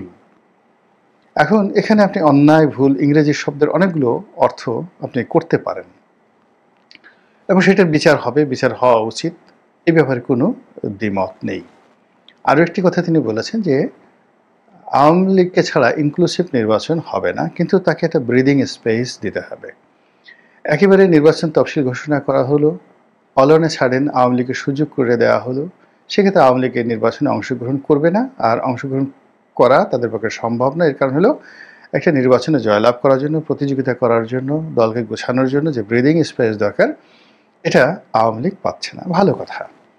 তো এই যে কথা এই সময়টাতে আসলো কেন? যখন নির্বাচনের তফসিল ঘোষণার করার সময় মোটামুটি নির্ধারিত হয়ে আছে যে ডিসেম্বর মাসের প্রথমার্ধে, অর্থাৎ 15ই ডিসেম্বরের মধ্যে এখানে যাকে বলা হয় নির্বাচনের তফসিল ঘোষণা করা হবে। নির্বাচনের সেই তফসিল ঘোষণার 1 মাস আগে নভেম্বর মাসের 15 তারিখে জনাব তারেক রহমান দেশে আসবেন। তার নেতার নেত্রীরা রীতিমতো লঙ্কাকাণ্ড শুরু করে দিয়েছে, দৌড়াদৌড়ি, ঝাড় ফুঁক, গাড়ি বাড়ি, বুলেট প্রুফ গাড়ি, কারো কত কি। তিনি নেতা আসবেন, তাকে বরণ করে নেওয়া হবে, এবং সারা বাংলাদেশ 1 মাস শুধুমাত্র তারেক জিয়ার আগমন উপলক্ষে যেন যাকে বলা হয় জাঁকজমকপূর্ণ থাকে, উৎসাহে উদ্দীপনা উদ্বেলিত থাকে। তিনি যেখানে যাবেন শুধু বিএনপি, তারেক রহমান সাহেব ছাড়া অন্য কোনো কথা থাকবে না। আর সেই যে ভাইব, সেই ভাইবের কাছে শফিকুর রহমান সাহেব জামাতের আমির কিংবা জামাতের যে ভাইব, এটি মুহূর্তের মধ্যে মারা যাবে। অর্থাৎ গত 14 মাসে জামাত এনসিপি যে ভাইব তৈরি করেছে, ডক্টর মোহাম্মদ ইনু যে ভাইব তৈরি করেছে, তারেক রহমান সাহেব আসার সঙ্গে সঙ্গে সেটি ধামা চাপা পড়বে, মাটি চাপা পড়বে। এরকম একটা প্ল্যান নিয়ে যখন রাজনৈতিক অঙ্গন প্রস্তুত, তখন হঠাৎ করে কেন জয়ের এই শব্দ আসলো, আর জয়ের এই সাক্ষাৎকারটি কেন এই সময়ে আসতে হলো, এবং এটা নিয়ে কেন আন্তর্জাতিক গণমাধ্যম এতটা মাতামাতি শুরু করলো। এখানে একটা জিনিস বুঝতে হবে যে আমেরিকা বা পশ্চিমা দুনিয়া অতীতের যে কোনো সময়ের চাইতে তারা ম্যাচিউরড। 60-এর দশকে, 70-এর দশকে, 80-এর দশকে তারা কমিউনিজম বিরোধী, অর্থাৎ যতদিন পর্যন্ত যাকে বলা হয় সোভিয়েত ইউনিয়ন ছিল, তাদের পুরো ফোকাসটা ছিল কমিউনিজম বিরোধী, এবং এই জন্য তারা মানে আমরা গোখরা সাপ দেখলে যেভাবে ভয় পাই, কমিউনিজম দেখলে তারা ওইভাবে ভয় পেত, এবং ওখানে তাদের বিবেক বুদ্ধি খাটাতো না। কেউ কেজিবির কথা বলে, রাশিয়ার কথা বলে, চীনের কথা বলে, ভিয়েতনাম, কিউবার কথা বললে, চে গুয়েভারের কথা বললে, আমেরিকার অর্থ ভাণ্ডার এবং অস্ত্র ভাণ্ডার উজাড় করে দিয়ে তারা সেখানে সব কিছু করতো। তার প্রমাণ ভিয়েতনামের যুদ্ধ। আচ্ছা, এরপরে তাদের যেটি হলো সোভিয়েত ইউনিয়নের পতনের পরে তারা প্রতিদ্বন্দ্বীহীন হয়ে পড়লো, এবং তারা ছোট ছোট যুদ্ধ, যাদের যেটা দরকার ছিল না, নিজেরা সেই তাদের যারা মিত্র তাদের সাথে যুদ্ধ করা শুরু করে দিল। ওখানে তারা গাদ্দাফি, ওখানে সাদ্দাম হোসেন থেকে শুরু করে আর অনেক জায়গাতে সারা বিশ্বে তারা অশান্তির সৃষ্টি করা শুরু করে দিল। এর মধ্যে পুতিনের অভ্যুদয় হলো, চীনের অভ্যুদয় হলো, এখন ভারতও পরাশক্তি।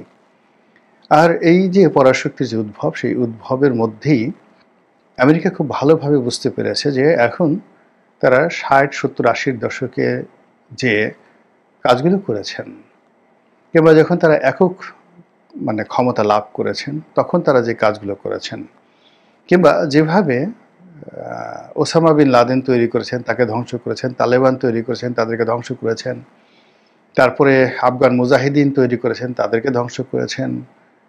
তো এই যে তৈরি করে এবং ধ্বংসের যে খেলা, এই খেলাটি এখন আর চলছে না। ফলে দেখুন যে খুব অল্প সময়ের মধ্যে ডোনাল্ড ট্রাম্প ক্ষমতা আসার পরে, এমনকি জো বাইডেন ক্ষমতা আসার পরে, অনেকগুলো যুদ্ধ থেকে তারা নিজেদেরকে গুটিয়ে নিয়েছে। সিরিয়ার যুদ্ধ,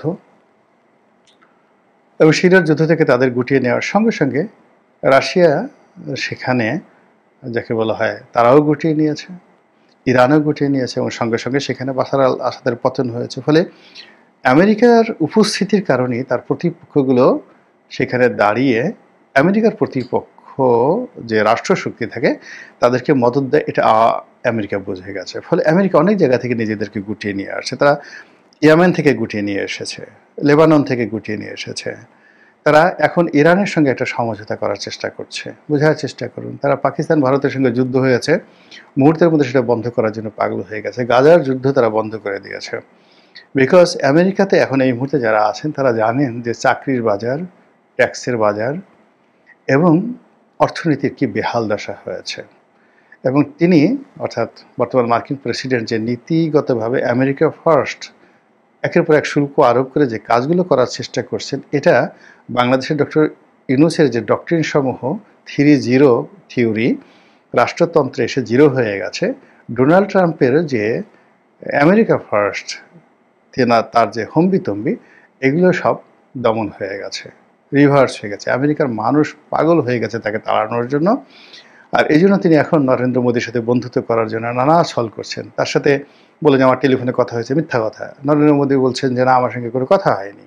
তো এইরকম একটা পরিবেশ এবং পরিস্থিতিতে আমেরিকা বাংলাদেশে তাদের যে ডিপ স্টেট পলিসি তারা নিয়েছিল, তাদের যে সকল এজেন্টকে তারা মনে করতো যে এরাদেরকে ক্ষমতায় বসালে তারা উল্টে ফেলবে, কিন্তু এরা যে আওয়ামী লীগ বা বিএনপির ওয়ার্ড পর্যায়ের একজন পলিটিশিয়ানের যে স্ট্রেংথ, শক্তিমত্তা, কৌশল এবং তার যে কাজ করার ক্ষমতা, তার উপর যে ডিপেন্ড করা যে আপনি বিএনপি এবং আওয়ামী লীগ এই দুটো দলের ওয়ার্ড পর্যায়ের অনেক নেতা রয়েছেন, বিশ্বাস করেন সেই নেতাদের যে ধীশক্তি রয়েছে, সাহস শক্তি রয়েছে, এটা জনাব ইউনূসের উপদেষ্টা মণ্ডলীর একজনেরও নেই। ওয়ার্ড পর্যায়ে, ইউনিয়নের ওয়ার্ড পর্যায়ে যারা মেম্বার পদের, দিস ইজ পলিটিক্যাল ম্যাচুরিটি। আপনি যদি আওয়ামী লীগের যাকে বলা হয় বা বিএনপির চেয়ারম্যান হিসেবে দায়িত্ব পালন করেছেন কয়েকটা জেলাতে, যেমন ধরুন ময়মনসিংহ, গফরগাঁও, আমাদের পটুয়াখালীর গলাচিপা আমার নির্বাচনী এলাকাতে, ফেনী এই এলাকার চেয়ারম্যান অথবা উপজেলা চেয়ারম্যান 10 বছর বা 5 বছর দায়িত্ব পালন করেছেন, এমপির কথা বাদ দিলাম। এদেরকে এনে আপনি যদি একসাথে 24 ঘন্টা গ্রুমিং করেন এই উপদেষ্টা মণ্ডলীদের মধ্যে সবাইকে, এই গাবতলী হাটে কয়েকবার বিক্রি করবেন, আবার কয়েকবার কিনে নেবেন। This is politics. তো এদের দ্বারা যে কিছু একটা হবে না, এটা আমেরিকা বুঝে গেছে। যদি 70-এর দশক হতো, 60-এর দশক হতো, এটা বুঝতে আমেরিকা 10 বছর লাগতো, 15 বছর লাগতো। আর বুঝার পরেও তারা কিন্তু গোয়ার্তুমি করতো। কিন্তু এখন তারা 24 ঘন্টার সময় নিচ্ছে না। যেভাবে ভারত পাকিস্তান যুদ্ধ বন্ধ করছে, যেভাবে মোদির সাথে সম্পর্ক করতে চাচ্ছে, আবার অনেকের সাথে তাদের যারা বন্ধুত্ব ছিল সেই বন্ধুত্ব তারা যেভাবে কাট আপ করে ফেলেছে, কাট আপ করে ফেলেছে। তো তারই প্রেক্ষিতে সজীব ওয়াজেদ জয় কিংবা শেখ হাসিনা কিংবা আওয়ামী লীগ, তাদের সঙ্গে কোনো সংযোগ স্থাপন হলো, এটি নিয়ে কিন্তু সরকারের মধ্যে এখনও যারা রয়েছেন সরকারের মাস্টার মাইন্ড, এবং এই সরকার সফল হলে যারা লাভবান হবেন আর এই সরকার ব্যর্থ হলে যাদের পিঠের চামড়া থাকবে না, তারা কিন্তু এই বিষয়গুলো নিয়ে ভাবছেন। আর ভাবার ফলে একেবারে যখন সব কিছু পিন পয়েন্টে চলে এসছে, তখন হঠাৎ করে জনাব সজীব ওয়াজেদ জয়ের এই যে অভ্যুত্থান কিংবা অভ্যুদয় যা কিছু হচ্ছে, এটা সরকারকে সঙ্গত কারণেই বিচলিত করেছে। অস্থিরতা তৈরি হয়ে যায় সরকারের মধ্যে, এবং সরকারের অনেকগুলো বিষয় নিয়ে এখন সরকারকে নতুন করে চিন্তা ভাবনা করতে হচ্ছে। অন্যদিকে বিএনপির যে রাজনৈতিক হিসাব, তারা যেভাবে আওয়ামী লীগকে একেবারে মাইনাস করে দিয়েছিল, আওয়ামী লীগের কোনো চিন্তাই তাদের মধ্যে ছিল না। আওয়ামী লীগের সব কিছু তারা মনে করেছিল এটা আমাদের গনিমতের মাল। এখন আমরা কোন অংশটা নিজেরা রাখবো আর কোন অংশটা জামাতকে দেবো, কোন অংশটা এনসিপিকে দেবো, এটা বিএনপির যারা মাসলম্যান তাদের মেজাজ মর্জির উপর নির্ভর করছিল গত 14 মাস ধরে। এরকম একটা ভাইব যেখানে তৈরি হয়ে আছে, এবং বাস্তবতা, শুধু ভাইব না, বাস্তবতাও তাই। গিয়ে দেখেন যেখানে যেখানে আওয়ামী লীগের ব্যবসা বাণিজ্য, শিল্প, কলকারখানা রয়েছে, সেটা যেখানে বিএনপি মনে করেছে আমাদের এটার উপর প্রভুত্ব কায়েম করা দরকার, সেখানে বিএনপি করেছে। বিএনপিকে যেটা ফেলে দিয়েছে সেটা হয়তো জামাত গ্রহণ করেছে, জামাত যেটা ফেলে দিয়েছে এনসিপি গ্রহণ করেছে। এইভাবে আসলে ব্যবসা বাণিজ্য, শিল্প, কল কারখানা, রাজনীতি, অর্থনীতি সব কিছু চলছে। তো সেখানে হঠাৎ করে যখন আবার এই জয়ের প্রসঙ্গ আসছে, এবং তাও অ্যাসোসিয়েট প্রেসের মতো একটা সংবাদ মাধ্যম, এবং সেটার আবার কন্টিনিউশন। যেমন ধরুন আমার একটা এই সাক্ষাৎকার আপনি চিন্তা করুন, আমি বললাম এখন আমার এই ইউটিউব চ্যানেলকে কেন্দ্র করে বাংলাদেশের প্রায় বড় বড় পত্রিকাগুলো, তারপরে টেলিভিশনগুলো, তারা ফটোকার্ড তৈরি করে, খবর তৈরি করে। গোলাম মোল্লা রানী এই কথাগুলো বলেছে। ফলে অন্য ইউটিউবারের সাথে যদি আমাকে অন্য সবাই তুলনা করে, তাহলে দেখা গেল এটা হবে না। আবার ধরুন আমার কোনো একটা বক্তব্য যদি আন্তর্জাতিক গণমাধ্যমে চলে আসতো, তাহলে আমার এই গুরুত্ব আরও বাড়তো না, সঙ্গতির কারণে বাড়তো। আবার ধরুন দেখা গেল যে আমি সারাদিন ইউটিউবে বক্তব্য দিচ্ছি, এখন আপনারা যারা দর্শক আছেন তার চেয়ে আরও দর্শক, কিন্তু এই দর্শকগুলো সব গুলিস্তানের, এই দর্শকগুলো সব এমন একটা জায়গার যাদের মতামতের কোনো মূল্য নেই। ফলে কী হলো যে আমি এর সাথে গুরুত্বপূর্ণ কথা বলার পরেও পত্রপত্রিকাগুলো কিন্তু এগুলো গ্রহণ করতো না।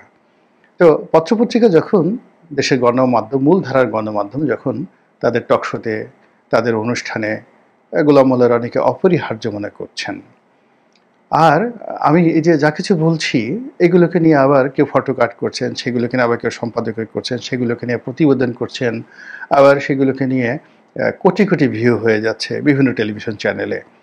এর একমাত্র শক্তির উদ্দেশ্য হলো, মানে যাকে বলা হয় রিজন, কারণটা হলো এই আমার ইউটিউব চ্যানেল যারা দেখেন তারা এদেশের হর্তাকর্তা, তারা এদেশের শিক্ষিত জন, আওয়ামী লীগ, বিএনপি, জামাতের শীর্ষ পর্যায়ের লোকজন রয়েছে। ফলে এখানে পাঠক বা দর্শক, ধরুন পরিমণের দর্শক বা হিরো আলমের দর্শকের যদি 10 ভাগের 1 ভাগও হয়, কিন্তু এটার ওয়েটটা অনেক অনেক বেশি।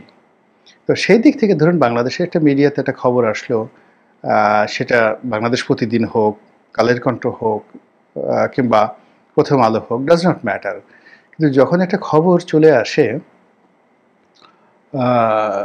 সেই এপির মতো পত্রিকাতে, বাংলাদেশে হয়তো 2 জনও পড়ে না, 5 জনও পড়ে না, যখন ওয়াশিংটন পোস্টে আসে, আমরা হয়তো ওয়াশিংটন পোস্টের কোনো প্রিন্টেড ভার্সন কেউ দেখিনি, আমিও তো দেখিনি এখন পর্যন্ত।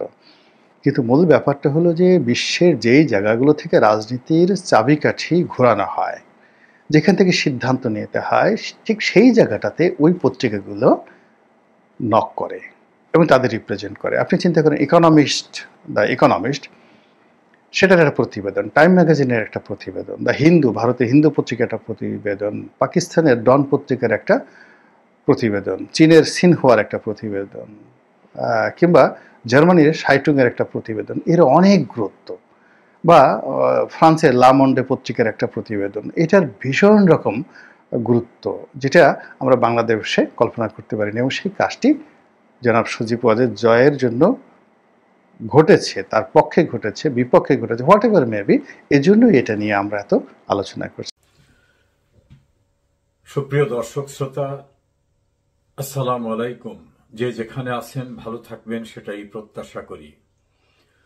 ডক্টর ইউনূস 2024 সালে একটি গণতান্ত্রিক সরকারকে উচ্ছেদ করে ক্ষমতা দখল করা এবং তার পরবর্তী বিভিন্ন কার্যক্রম, এসব বিষয়ে কিভাবে আইনগতভাবে দায় থেকে মুক্ত হওয়া যায় সে বিষয়টা নিয়ে এখন গভীরভাবে চিন্তা ভাবনা করছেন। একাধিক আইনি প্রতিষ্ঠানের সঙ্গে যোগাযোগ করেও চূড়ান্তভাবে কোনো মতামত না পাওয়ায় তিনি হতাশ। এ বিষয় নিয়ে আজ কথা বলছি। 2024 সালের জুলাই আগস্টে আন্দোলনের নামে দেশে যে ভয়াবহ নৈরাজ্য, সহিংসতা, নাশকতা, রাষ্ট্রীয় প্রতিষ্ঠান ধ্বংস করা, পুলিশ হত্যা করা, অন্যান্য মানুষদের হত্যা করা এবং এটাকে মেটিকুলাস ডিজাইনের মাধ্যমে করে শেখ হাসিনাকে উচ্ছেদ করার পরবর্তীতে অনেকটা আত্মপ্রমাদ গুণে আনন্দে আত্মহারা হয়েছিলেন ইউনূস এবং তার নেপথ্যে যারা শেখ হাসিনা সরকারকে উচ্ছেদ করার কার্যক্রমে প্রত্যক্ষ পরোক্ষভাবে সম্পৃক্ত ছিলেন। সবার তাৎক্ষণিকভাবে ধারণা হয়েছিল সব বিপদ শেষ, শেখ হাসিনাকে উচ্ছেদ করা হয়েছে, আর কোনো প্রতিবন্ধকতা নেই। সময় যত গড়িয়ে আসছে এবং আগামী ফেব্রুয়ারিতে নির্বাচনের ঘোষণা নিয়ে উপদেষ্টাদের অনেকেই মনে করছেন যদি ফেব্রুয়ারিতে নির্বাচন হয়ে যায় তাহলে তো আমাদের ক্ষমতা ছেড়ে যেতে হবে, যাওয়ার পরে আমাদের পরিণতিটা কি হবে, এ বিষয় নিয়ে প্রধান উপদেষ্টার সঙ্গে কয়েকজন সিনিয়র উপদেষ্টা একাধিকবার কথা বলেও সন্তোষজনক কোনো উত্তর তার কাছ থেকে পাননি। বিদেশ থেকে গিয়ে যারা উপদেষ্টা, বিশেষ সহকারী বিভিন্নভাবে দায়িত্ব পালন করেছেন, তাদের এইসব বিষয় নিয়ে কোনো মাথা ব্যথা নাই, কারণ সময় হলে তারা আবার যে যে দেশ থেকে আসছেন সেখানে চলে যাবেন। কিন্তু দেশের অভ্যন্তরে যারা আছেন তাদের কি হবে, এই বিষয়টাই অনেকেই তারা নির্ভর করেছিলেন আইন উপদেষ্টা আসিফ নজরুলের উপর। কিন্তু আসিফ নজরুলের কথোপকথন, তার মতামত, এগুলোর উপরে আর কেউ নির্ভর করতে পারছেন না। বরং আসিফ নজরুল নিজেই কিভাবে সেফ এক্সিট নেবেন, পরবর্তীতে দায় থেকে মুক্ত থাকবেন, সেটা নিয়ে তিনি একাধিক আইনজীবীর সঙ্গে কথা বলেছেন। একটি বিশ্বস্ত সূত্র জানায়, ঢাকার একটি বিখ্যাত আইনি প্রতিষ্ঠানে লোক পাঠিয়েছিলেন উপদেষ্টা পরিষদের পক্ষ থেকে। ওই প্রতিষ্ঠানের যিনি প্রধান, তিনি বাংলাদেশের খ্যাতিমান সংবিধান বিশেষজ্ঞ, বয়সের ভারে অনেকটা নুয়ে পড়েছেন, এখন সক্রিয় রাজনীতিতেও তাকে দেখা যায় না। তিনি কোনোভাবেই তাদের কথা শুনতে রাজি হননি। বারবার পিড়াপিড়ি করার পরে তিনি তাদের লোকের সঙ্গে বসেছিলেন। যারা গিয়েছিলেন তাদেরকে পরিষ্কারভাবে তিনি বলেছেন, একটি আইনগত প্রক্রিয়ার বাইরে গিয়ে কোনো কিছু করা হলে এর থেকে দায় মুক্ত করার কোনো সুযোগ বাংলাদেশে বিদ্যমান আইনে নাই। এ বিষয়ে তারা ওই আইনি প্রতিষ্ঠান অর্থাৎ ল ফার্ম থেকে একটা লিখিত লিগ্যাল ওপিনিয়ন চেয়েছিলেন। তারা বলেছে এ বিষয়ে তারা কোনো লিগ্যাল ওপিনিয়ন দেবেন না। এরপরে একটি বেসরকারি বিশ্ববিদ্যালয়ের অত্যন্ত পরিচিত, গণমাধ্যমে বিভিন্ন সময় কথা বলে থাকেন এমন একজন প্রফেসরের সঙ্গে দেখা করেছেন তারা। তিনি হেসে উড়িয়ে দিয়ে বলছেন, যে প্রক্রিয়ায় আপনারা ক্ষমতায় এসেছেন, যে প্রক্রিয়ায় কাজ করেছেন, এর বৈধতা দেওয়ার মতো কোনো আইনগত অবস্থা বাংলাদেশের সংবিধানে কোথাও নেই। সেখান থেকে হতাশ হয়ে সুপ্রিম কোর্টে এসে সুপ্রিম কোর্টের কয়েকজন আইনজীবীর সঙ্গে তারা কথা বলেছেন। বিশেষ করে জামাতের একজন তরুণ আইনজীবীর সঙ্গে কথা বলেছেন, যিনি অনেক পরিচিত ইতোমধ্যে। তিনি বলেছেন, শুরুতেই প্রক্রিয়াগত ভুল হয়ে গেছে, এখন যদি কোনোভাবে গণভোট দিয়ে পরিত্রাণ পাওয়ার চেষ্টা করা যায়, এছাড়া বিদ্যমান আইনের কাঠামোতে কোনো রকম সুযোগ নাই। সেখানে প্রসঙ্গ উঠেছে যে এই গণভোট দেওয়ার সিদ্ধান্ত কে দিতে পারে। আইনজীবীদের একাংশ বলছেন, পার্লামেন্টই কেবলমাত্র গণভোট অনুষ্ঠানের সিদ্ধান্ত দিতে পারে, তো পার্লামেন্ট তো নাই, তাহলে কে দেবে? এক্সিকিউটিভ পাওয়ারে গণভোট দেওয়ার কোনো আইনগত সুযোগ নাই। এক্সিকিউটিভ পাওয়ারে এক্সারসাইজ করতে হবে রাষ্ট্রপতির মাধ্যমে। রাষ্ট্রপতির যে অধ্যাদেশ জারির বিধান সংবিধানে আছে, সংবিধানের 93 অনুচ্ছেদে সেখানে শর্ত দেওয়া আছে, যে বিধান সংবিধানে নাই, অর্থাৎ যে নিয়ম সংবিধানে নাই, তেমন কোন অধ্যাদেশ রাষ্ট্রপতি জারি করতে পারবেন না। তাহলে সংবিধানে গণভোটের বিধান নাই, এই সংবিধানের বাইরে গিয়ে রাষ্ট্রপতি কোনো অধ্যাদেশ জারি করতে পারবেন না, এটা রাষ্ট্রপতিকে দেওয়া ক্ষমতার যে অনুচ্ছেদ সেখানে পরিষ্কারভাবে উল্লেখ করা হয়েছে।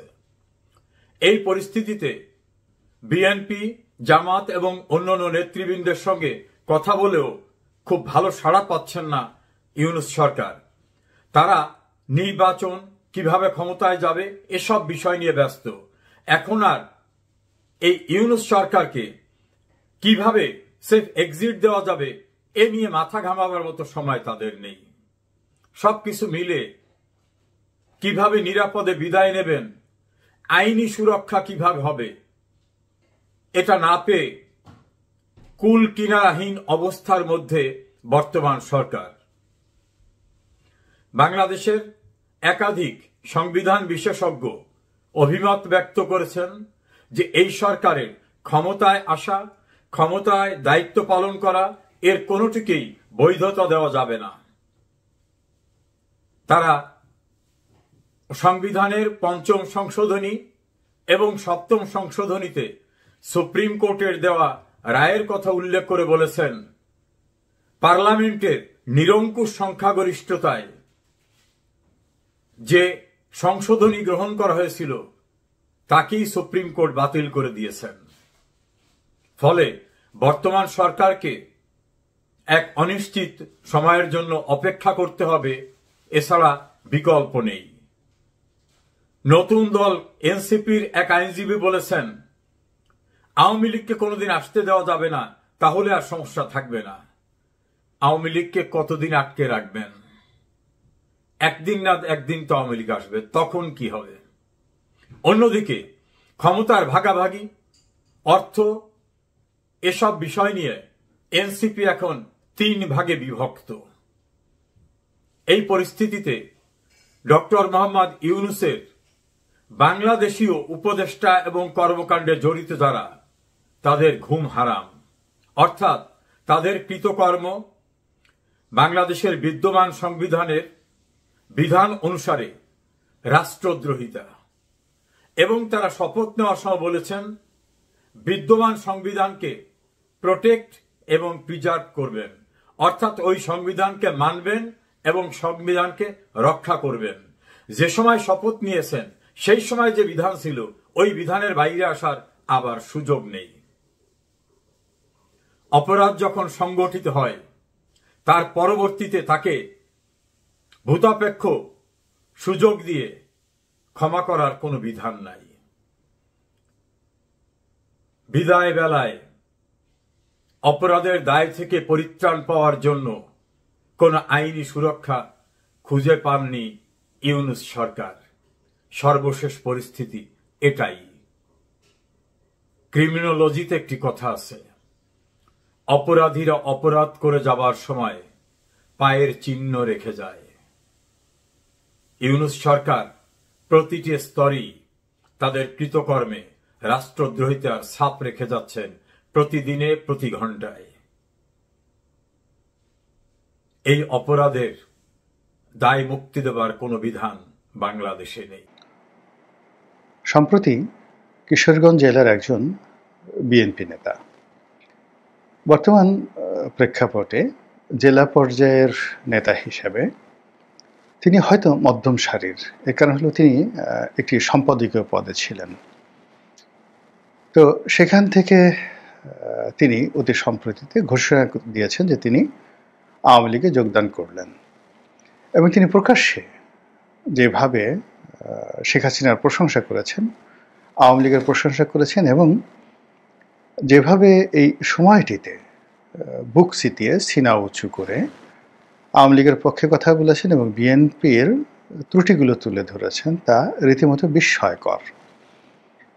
যেখানে আওয়ামী লীগের লোকজন জয় বাংলা বলতে, বঙ্গবন্ধু বলতে, শেখ হাসিনার নাম বলতে এই বাংলায় তাদের মধ্যে কম্পন তৈরি হয়ে যায়।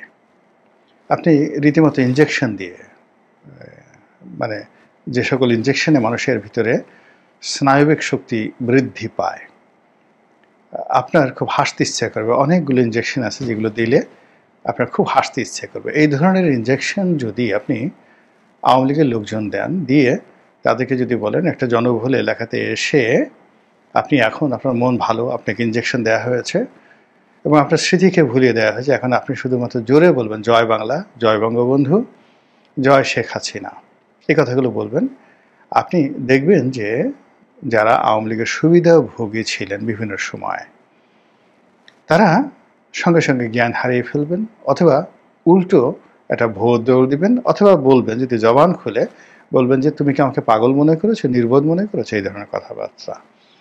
কিন্তু এত কিছুর পরেও এইরকম একটা বিরূপ সময়টিতে আপনি যদি কোনো অসহায় দরিদ্র রিক্সাওয়ালা, খেটে খাওয়া প্রান্তিক মানুষ, কিংবা যারা কখনো আওয়ামী লীগে ভোট দেওয়া ছাড়া আওয়ামী লীগের জমানাতে এক কাপ চাও খাননি, 1 কেজি চাল, ত্রাণের চাল কখনো পাননি, এইরকম বস্ত্রহীন মানুষ, গায়ে একটা ছিন্ন গামছা গলাতে পেঁচিয়ে আছেন অথবা গায়ে পেঁচিয়ে আছেন, আর পরনে একটা লুঙ্গি, জীর্ণ এবং শীর্ণ, মুখে দাড়ি, খোঁচা খোঁচা দাড়ি, আপনি দেখলেই বুঝতে পারবেন রুগ্ন শরীর, বহুদিন ধরে পুষ্টিকর খাবার খায় না। তো তাকে যদি আপনি জিজ্ঞেস করেন যে দাদা আপনি ভোট দেবেন কাকে, সে বলবে আওয়ামী লীগকে, নেত্রীকে, শেখ হাসিনা। যদি বলে যে আপনি যদি এই কথা বলেন ইউনূস তো আপনাকে মেরে ফেলবে, মারুক। তারপরে যদি আপনি প্রশ্ন করেন, সে গালাগাল শুরু করবে। এরকম অসংখ্য ভিডিও আমরা দেখছি এবং ভাইরাল হচ্ছে। আমরা ধরে নিই যে এই লোকগুলো পাগল, এদের সাথে আর কথাবার্তা বলার কোনো প্রয়োজন নেই। পাগলে কি বললো না বললো তাতে কিছু আসে যায় না। কিন্তু কিশোরগঞ্জে যে ঘটনাটি ঘটেছে সেটা কোনো পাগলের প্রলাপ নয়। তিনি বিএনপির যত জেলা পর্যায়ের অবহেলিত নেতাই হন না কেন, বোঝার চেষ্টা করুন যে কিশোরগঞ্জ বাংলাদেশের মধ্যে অত্যন্ত গুরুত্বপূর্ণ একটি জেলা। এই জেলা থেকে যারা সংসদ সদস্য নির্বাচিত হন বা হয়েছেন অতীতে, তারা পুরো বাংলাদেশের রাজনীতিকে ডমিনেট করেছেন।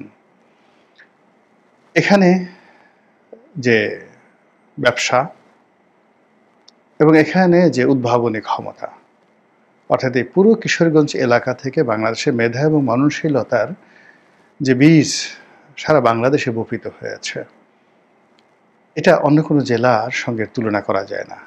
এখানকার ভাগলপুরে বাংলাদেশের সেরা ধনী, সর্বকালের সেরা ধনী জহুরুল ইসলাম সাহেবের উত্থান হয়েছে। এখানে জিল্লুর রহমান সাহেব প্রয়াত রাষ্ট্রপতি, সৈয়দ আশরাফ এই অঞ্চলের অধিবাসী। তো এরকম আমি আরো অনেকের নাম বলতে পারবো যারা কিশোরগঞ্জে রাজনীতি করেন। আব্দুল হামিদ সাহেব প্রয়াত এই যে সাবেক রাষ্ট্রপতি, তিনিও এই কিশোরগঞ্জের বাসিন্দা। এমনকি কুখ্যাত আপনি যাকে বদনাম করেন, এই হারুন ডিবি হারুন, তিনিও এই কিশোরগঞ্জের বাসিন্দা।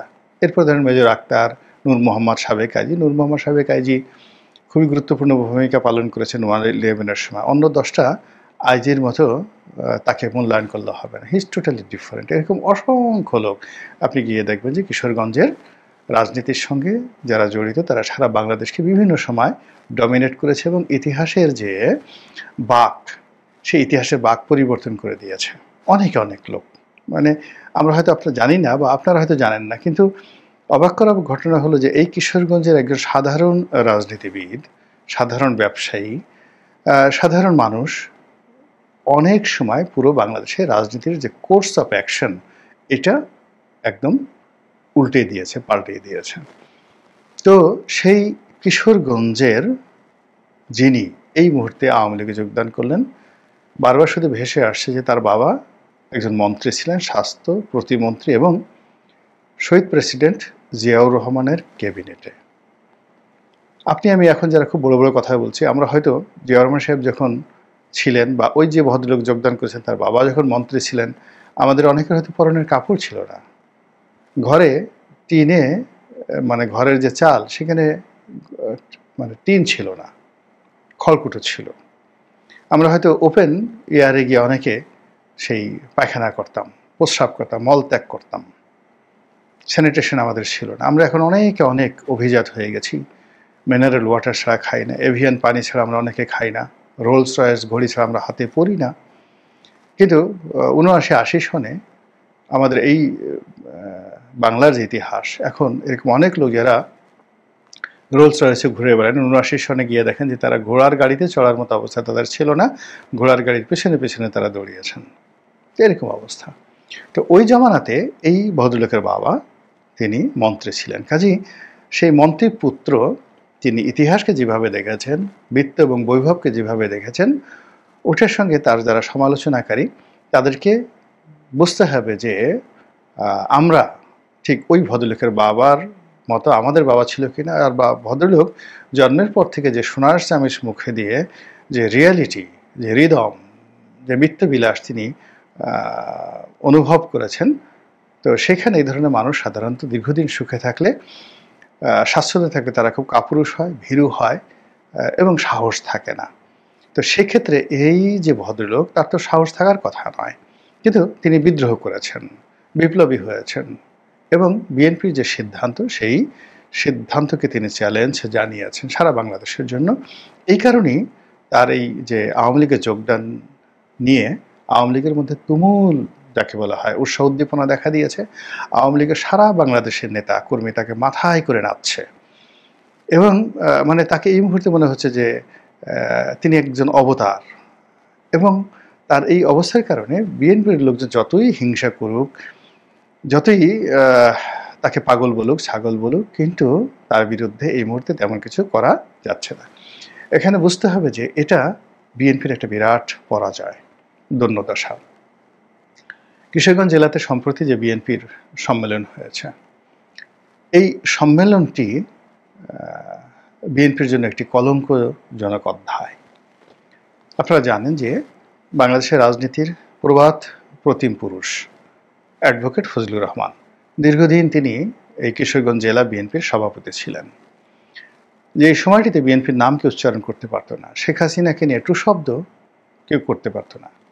ঠিক সেই সময়টাতে টেকনাফ থেকে তেঁতুলিয়া পর্যন্ত তারেক রহমান সাহেবের পক্ষে, বেগম জিয়ার পক্ষে যেভাবে ফজলুর রহমান সাহেব কথা বলেছেন, যেভাবে বিএনপি রাজনীতিকে আপহোল্ড করেছেন, যেভাবে আওয়ামী লীগের পরতে পরতে আঘাত করেছেন, ছাত্রলীগ নিয়ে, আওয়ামী লীগ নিয়ে, যুবলীগ নিয়ে, ওবায়দুল কাদের নিয়ে, শেখ হাসিনা নিয়ে, বঙ্গবন্ধু নিয়ে পুরো আওয়ামী লীগের রাজনীতিকে তছনছ করে দিয়েছেন যে মানুষটি, সে মানুষটি জীবন সায়াহ্নে এখন ৭৮ বছর বয়সী।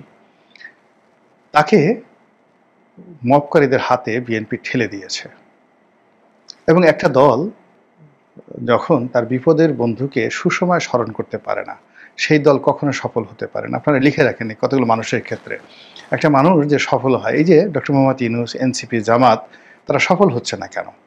এর কারণ হলো গত 15টি বছর ধরে তাদের জীবনে যে জাহান্নাম ছিল, এই জাহান্নামের মধ্যে যে সমস্ত মানুষ তাদেরকে আশ্রয় দিয়েছে, সাহারা ছিল, যে সমস্ত মানুষ তাদেরকে প্রণোদনা দিয়েছে, তাদের সঙ্গে ভালো ব্যবহার করেছে, তাদেরকে বুদ্ধি দিয়েছে, পরামর্শ দিয়েছে, সে সকল মানুষদেরকে এই 3টি গ্রুপ, মানে doctor Mohammad Yunus and his associates, তারপর জামাত এবং বিএনপি, তারা কেউ তাদেরকে স্মরণ করেনি, ডাকেনি, তাদেরকে সম্মানিত করেনি। ফলে কি হলো দেখুন, প্রকৃতির নিয়ম অনুযায়ী তাদের উপর যে সম্ভাবনা নাজিল হয়েছিল, নিয়ামত নাজিল হয়েছিল, সব নিয়ামত তাদের জন্য বুমেরাং হয়ে পড়েছে 3টে দলের জন্য।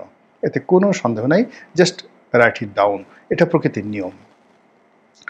কথা বলছিলাম ফজলুর রহমান সাহেবকে নিয়ে। তো ফজলুর রহমান সাহেবকে তার সেই স্বাধীনতা বিরোধী চক্রের বিরুদ্ধে তার বক্তব্য, কিছু কিছু বক্তব্য নিজের ক্ষোভ থেকে, দীর্ঘদিন এই দলের সাথে আছেন, কেউ তাকে ভালো পদবি দিচ্ছে না, এমন একটা পদ দিয়ে রেখেছে বিএনপির চেয়ারপারসনের উপদেষ্টা, যার কোনো উপদেষ্টার কোনো কাজকর্ম নেই।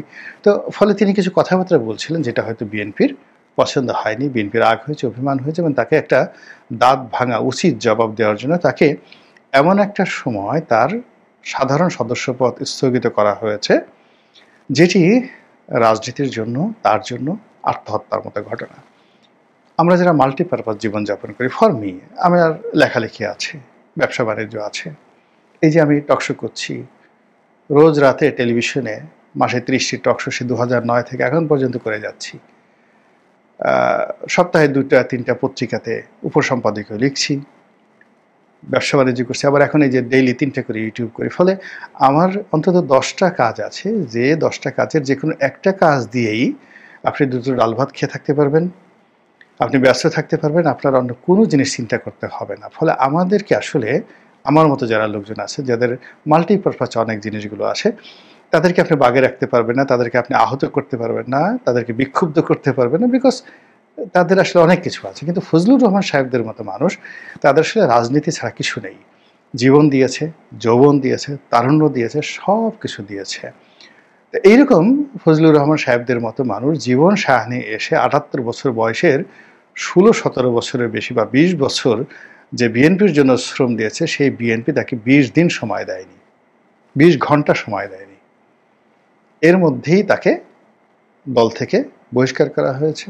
এমনকি যখন কিশোরগঞ্জ জেলা বিএনপির সম্মেলন হয়েছে, সেই সম্মেলনে সে যে উপস্থিত থাকবে অ্যাজ এ গেস্ট হিসেবে, সেই দরজাটাও বন্ধ করে দেওয়া হয়েছে। তো বুঝেন ওখানে কি সম্মেলন হয়েছে, কি সভাপতি হয়েছে, কি রাজনীতির ওখানে ভবিষ্যৎ, এই সোজা একটা জিনিস বোঝার চেষ্টা করি যে 20 বছর ধরে যেখানে আব্দুল হামিদের মতো মানুষ, যেখানে সৈয়দ আশরাফ সাহেবের মতো মানুষ, যেখানে জিল্লুর রহমান সাহেবের মতো মানুষ, তো সেই কিশোরগঞ্জে বিএনপিটাকে যিনি সুসংগঠিত করেছেন, সেই মানুষটিকে আপনি উপস্থিত হতে দিলেন না। তো সেখানে কতটা ক্রোধ এবং কতটা ক্ষোভ সেই কিশোরগঞ্জের জেলা বিএনপিতে রয়েছে। ঠিক একইভাবে সারা বাংলাদেশে এরকম অসংখ্য ঘটনা ঘটেছে, এবং তারই প্রেক্ষিতে এই যে ভদ্রলোক যিনি বিএনপি ছেড়ে আওয়ামী লীগে যোগদান করার ঘোষণা দিলেন। তো তার কাছে আসলে এই রাজনীতিটা এবং জীবনটা রীতিমতো জুয়ায় পরিণত হয়েছে, যে সারা জীবন এই জুয়ার কোর্টে আমি কাটিয়ে দিলাম এবং শেষ মুহূর্তে এসে আমাকে একেবারে কিক আউট করে দিলেন। কাজেই আমি তো মরেই গেছি, যখন মরেই গেছি তখন বাকি জীবনটা আমি আমার মতো করে বেঁচে থাকতে চাই। তো এই যে তার মধ্যে একটা প্রতিবাদ চলে এসেছে, এই প্রতিবাদটি ভাইরাস আকারে সারা বাংলাদেশে বিএনপির অনেক বিক্ষুব্ধ নেতাকর্মীকে প্রলুব্ধ করবে। এখন দেখা যাচ্ছে যে অনেক জায়গাতে খবর আসছে 100 বিএনপি নেতাকর্মী তারা জামাতে যোগদান করেছে, এরকম ঘটনা আসছে। আবার যদি সামনে আওয়ামী লীগের রাজনীতি আসে, আওয়ামী লীগ যদি নির্বাচনে আসে, আপনি দেখতে পাবেন যে বিএনপি থেকে কত লোক দলে দলে আওয়ামী লীগের প্রার্থী হওয়ার জন্য আওয়ামী লীগের টিকিট কিনে। আওয়ামী লীগ এখনো আসেনি। এই যে কিশোরগঞ্জে যে ঘটনা ঘটল, যদি বিএনপির ন্যূনতম বোধ থাকে, যদি তার আগামীতে ক্ষমতা আসতে চায়, ক্ষমতা পরিচালনা করতে চায়, কিশোরগঞ্জের এই ঘটনাটি, দুটো ঘটনা, ফজলুর রহমানের ঘটনা এবং যাকে বলা এই যে ভদ্রলোক আওয়ামী লীগে যোগদান করেছেন, এই দুটো ঘটনাকে তারা এসিড টেস্ট হিসেবে নিয়ে কেন এই ঘটনা ঘটল এটা গবেষণা যদি না করে বিএনপির পতন কেউ ঠেকাতে পারবে না। দ্বিতীয়ত, এই ধরনের ঘটনা যেন আর না ঘটে সেই জন্য ব্যবস্থা নিতে হবে। আর তৃতীয়ত, যারা বিক্ষুব্ধ হয়েছে কিশোরগঞ্জের, এই সমস্যাটা কত সুন্দরভাবে সমাধান করা যায়, ঘরের ছেলেকে কিভাবে চমৎকারভাবে অভিমান ভাঙিয়ে আবার ঘরে আনা যায়। এর কারণ হলো তার বাবা বিএনপিতে ছিলেন, তিনি বিএনপিতে সারাটা জীবন ছিলেন। এই অবস্থাতে কেন তিনি আওয়ামী লীগে যাবেন? কেন আওয়ামী লীগে যাবেন? এই যে বিএনপির একটা যাকে বলে গোল্ড মাইন, সেই গোল্ড মাইন কেন, একটা স্বর্ণের খনি কেন আওয়ামী লীগের সম্পত্তি হবে? এর চেয়ে দেউলিয়াত্ব তো আর কখনো হয় না, এর চেয়ে অনিরাপত্তা হয় না। যদি এই ঘটনা কিশোরগঞ্জের ক্ষেত্রে এরকম দুইজন স্টার, ফজলুর রহমান সাহেব ন্যাশনাল স্টার, আর উনি ওই অঞ্চলের ওই অঞ্চলের রাজনীতিতে তিনি স্টার, ওই শহরের রাজনীতিতে তিনি স্টার, তার সাহস শক্তি সাধারণ মানুষের মতো নয়, তার সাহস শক্তি অন্য 10 জনের বিএনপির কর্মীদের মতো নয়। এই সময়টাতে আওয়ামী লীগের নাম উচ্চারণ করা বিএনপির নেতা হয়ে, এটা সাধারণ কোনো ঘটনা নয়, এটা অনেক অনেক বড় ঘটনা। তো এরকম একজন সাহসী, এরকম একজন যোদ্ধা, এরকম একজন ডেডিকেটেড লোক, যার অভিমান কোনো লোভের দ্বারা যাকে বলা হয় গাইডেড হয়নি, যার অভিমান, যার ক্রোধ, এই যে তার বিরুদ্ধে মব হবে, তাকে জেলে নেবে, তার বিরুদ্ধে মামলা হবে, তাকে মেরে ফেলবে, বাড়ি ঘরে আগুন দেবে, কোনো কিছুই তাকে যাকে বলা হয় এই মুহূর্তে তার কর্ম থেকে বিরত রাখতে পারেনি। তো এইরকম একটা ডেডিকেটেড ওয়ার্কার, এইরকম একটা ডেডিকেটেড শক্তি, ফোর্স কেন তাকে ঠেলেবে আওয়ামী লীগের দিকে বিএনপি দেবে? কেন এই সমস্যাটার সমাধান হবে না এটা আমি বুঝতে পারি না। যদি বিএনপি এটা করে ভালো, আর না করলে আওয়ামী লীগের যা হয়েছে তাদেরও তাই হবে। মহান আল্লাহ আমাদের সবাইকে হেদায়েত দান করুন এবং হেফাজত করুন। আসসালামু আলাইকুম ওয়া রাহমাতুল্লাহি ওয়া বারাকাতুহু।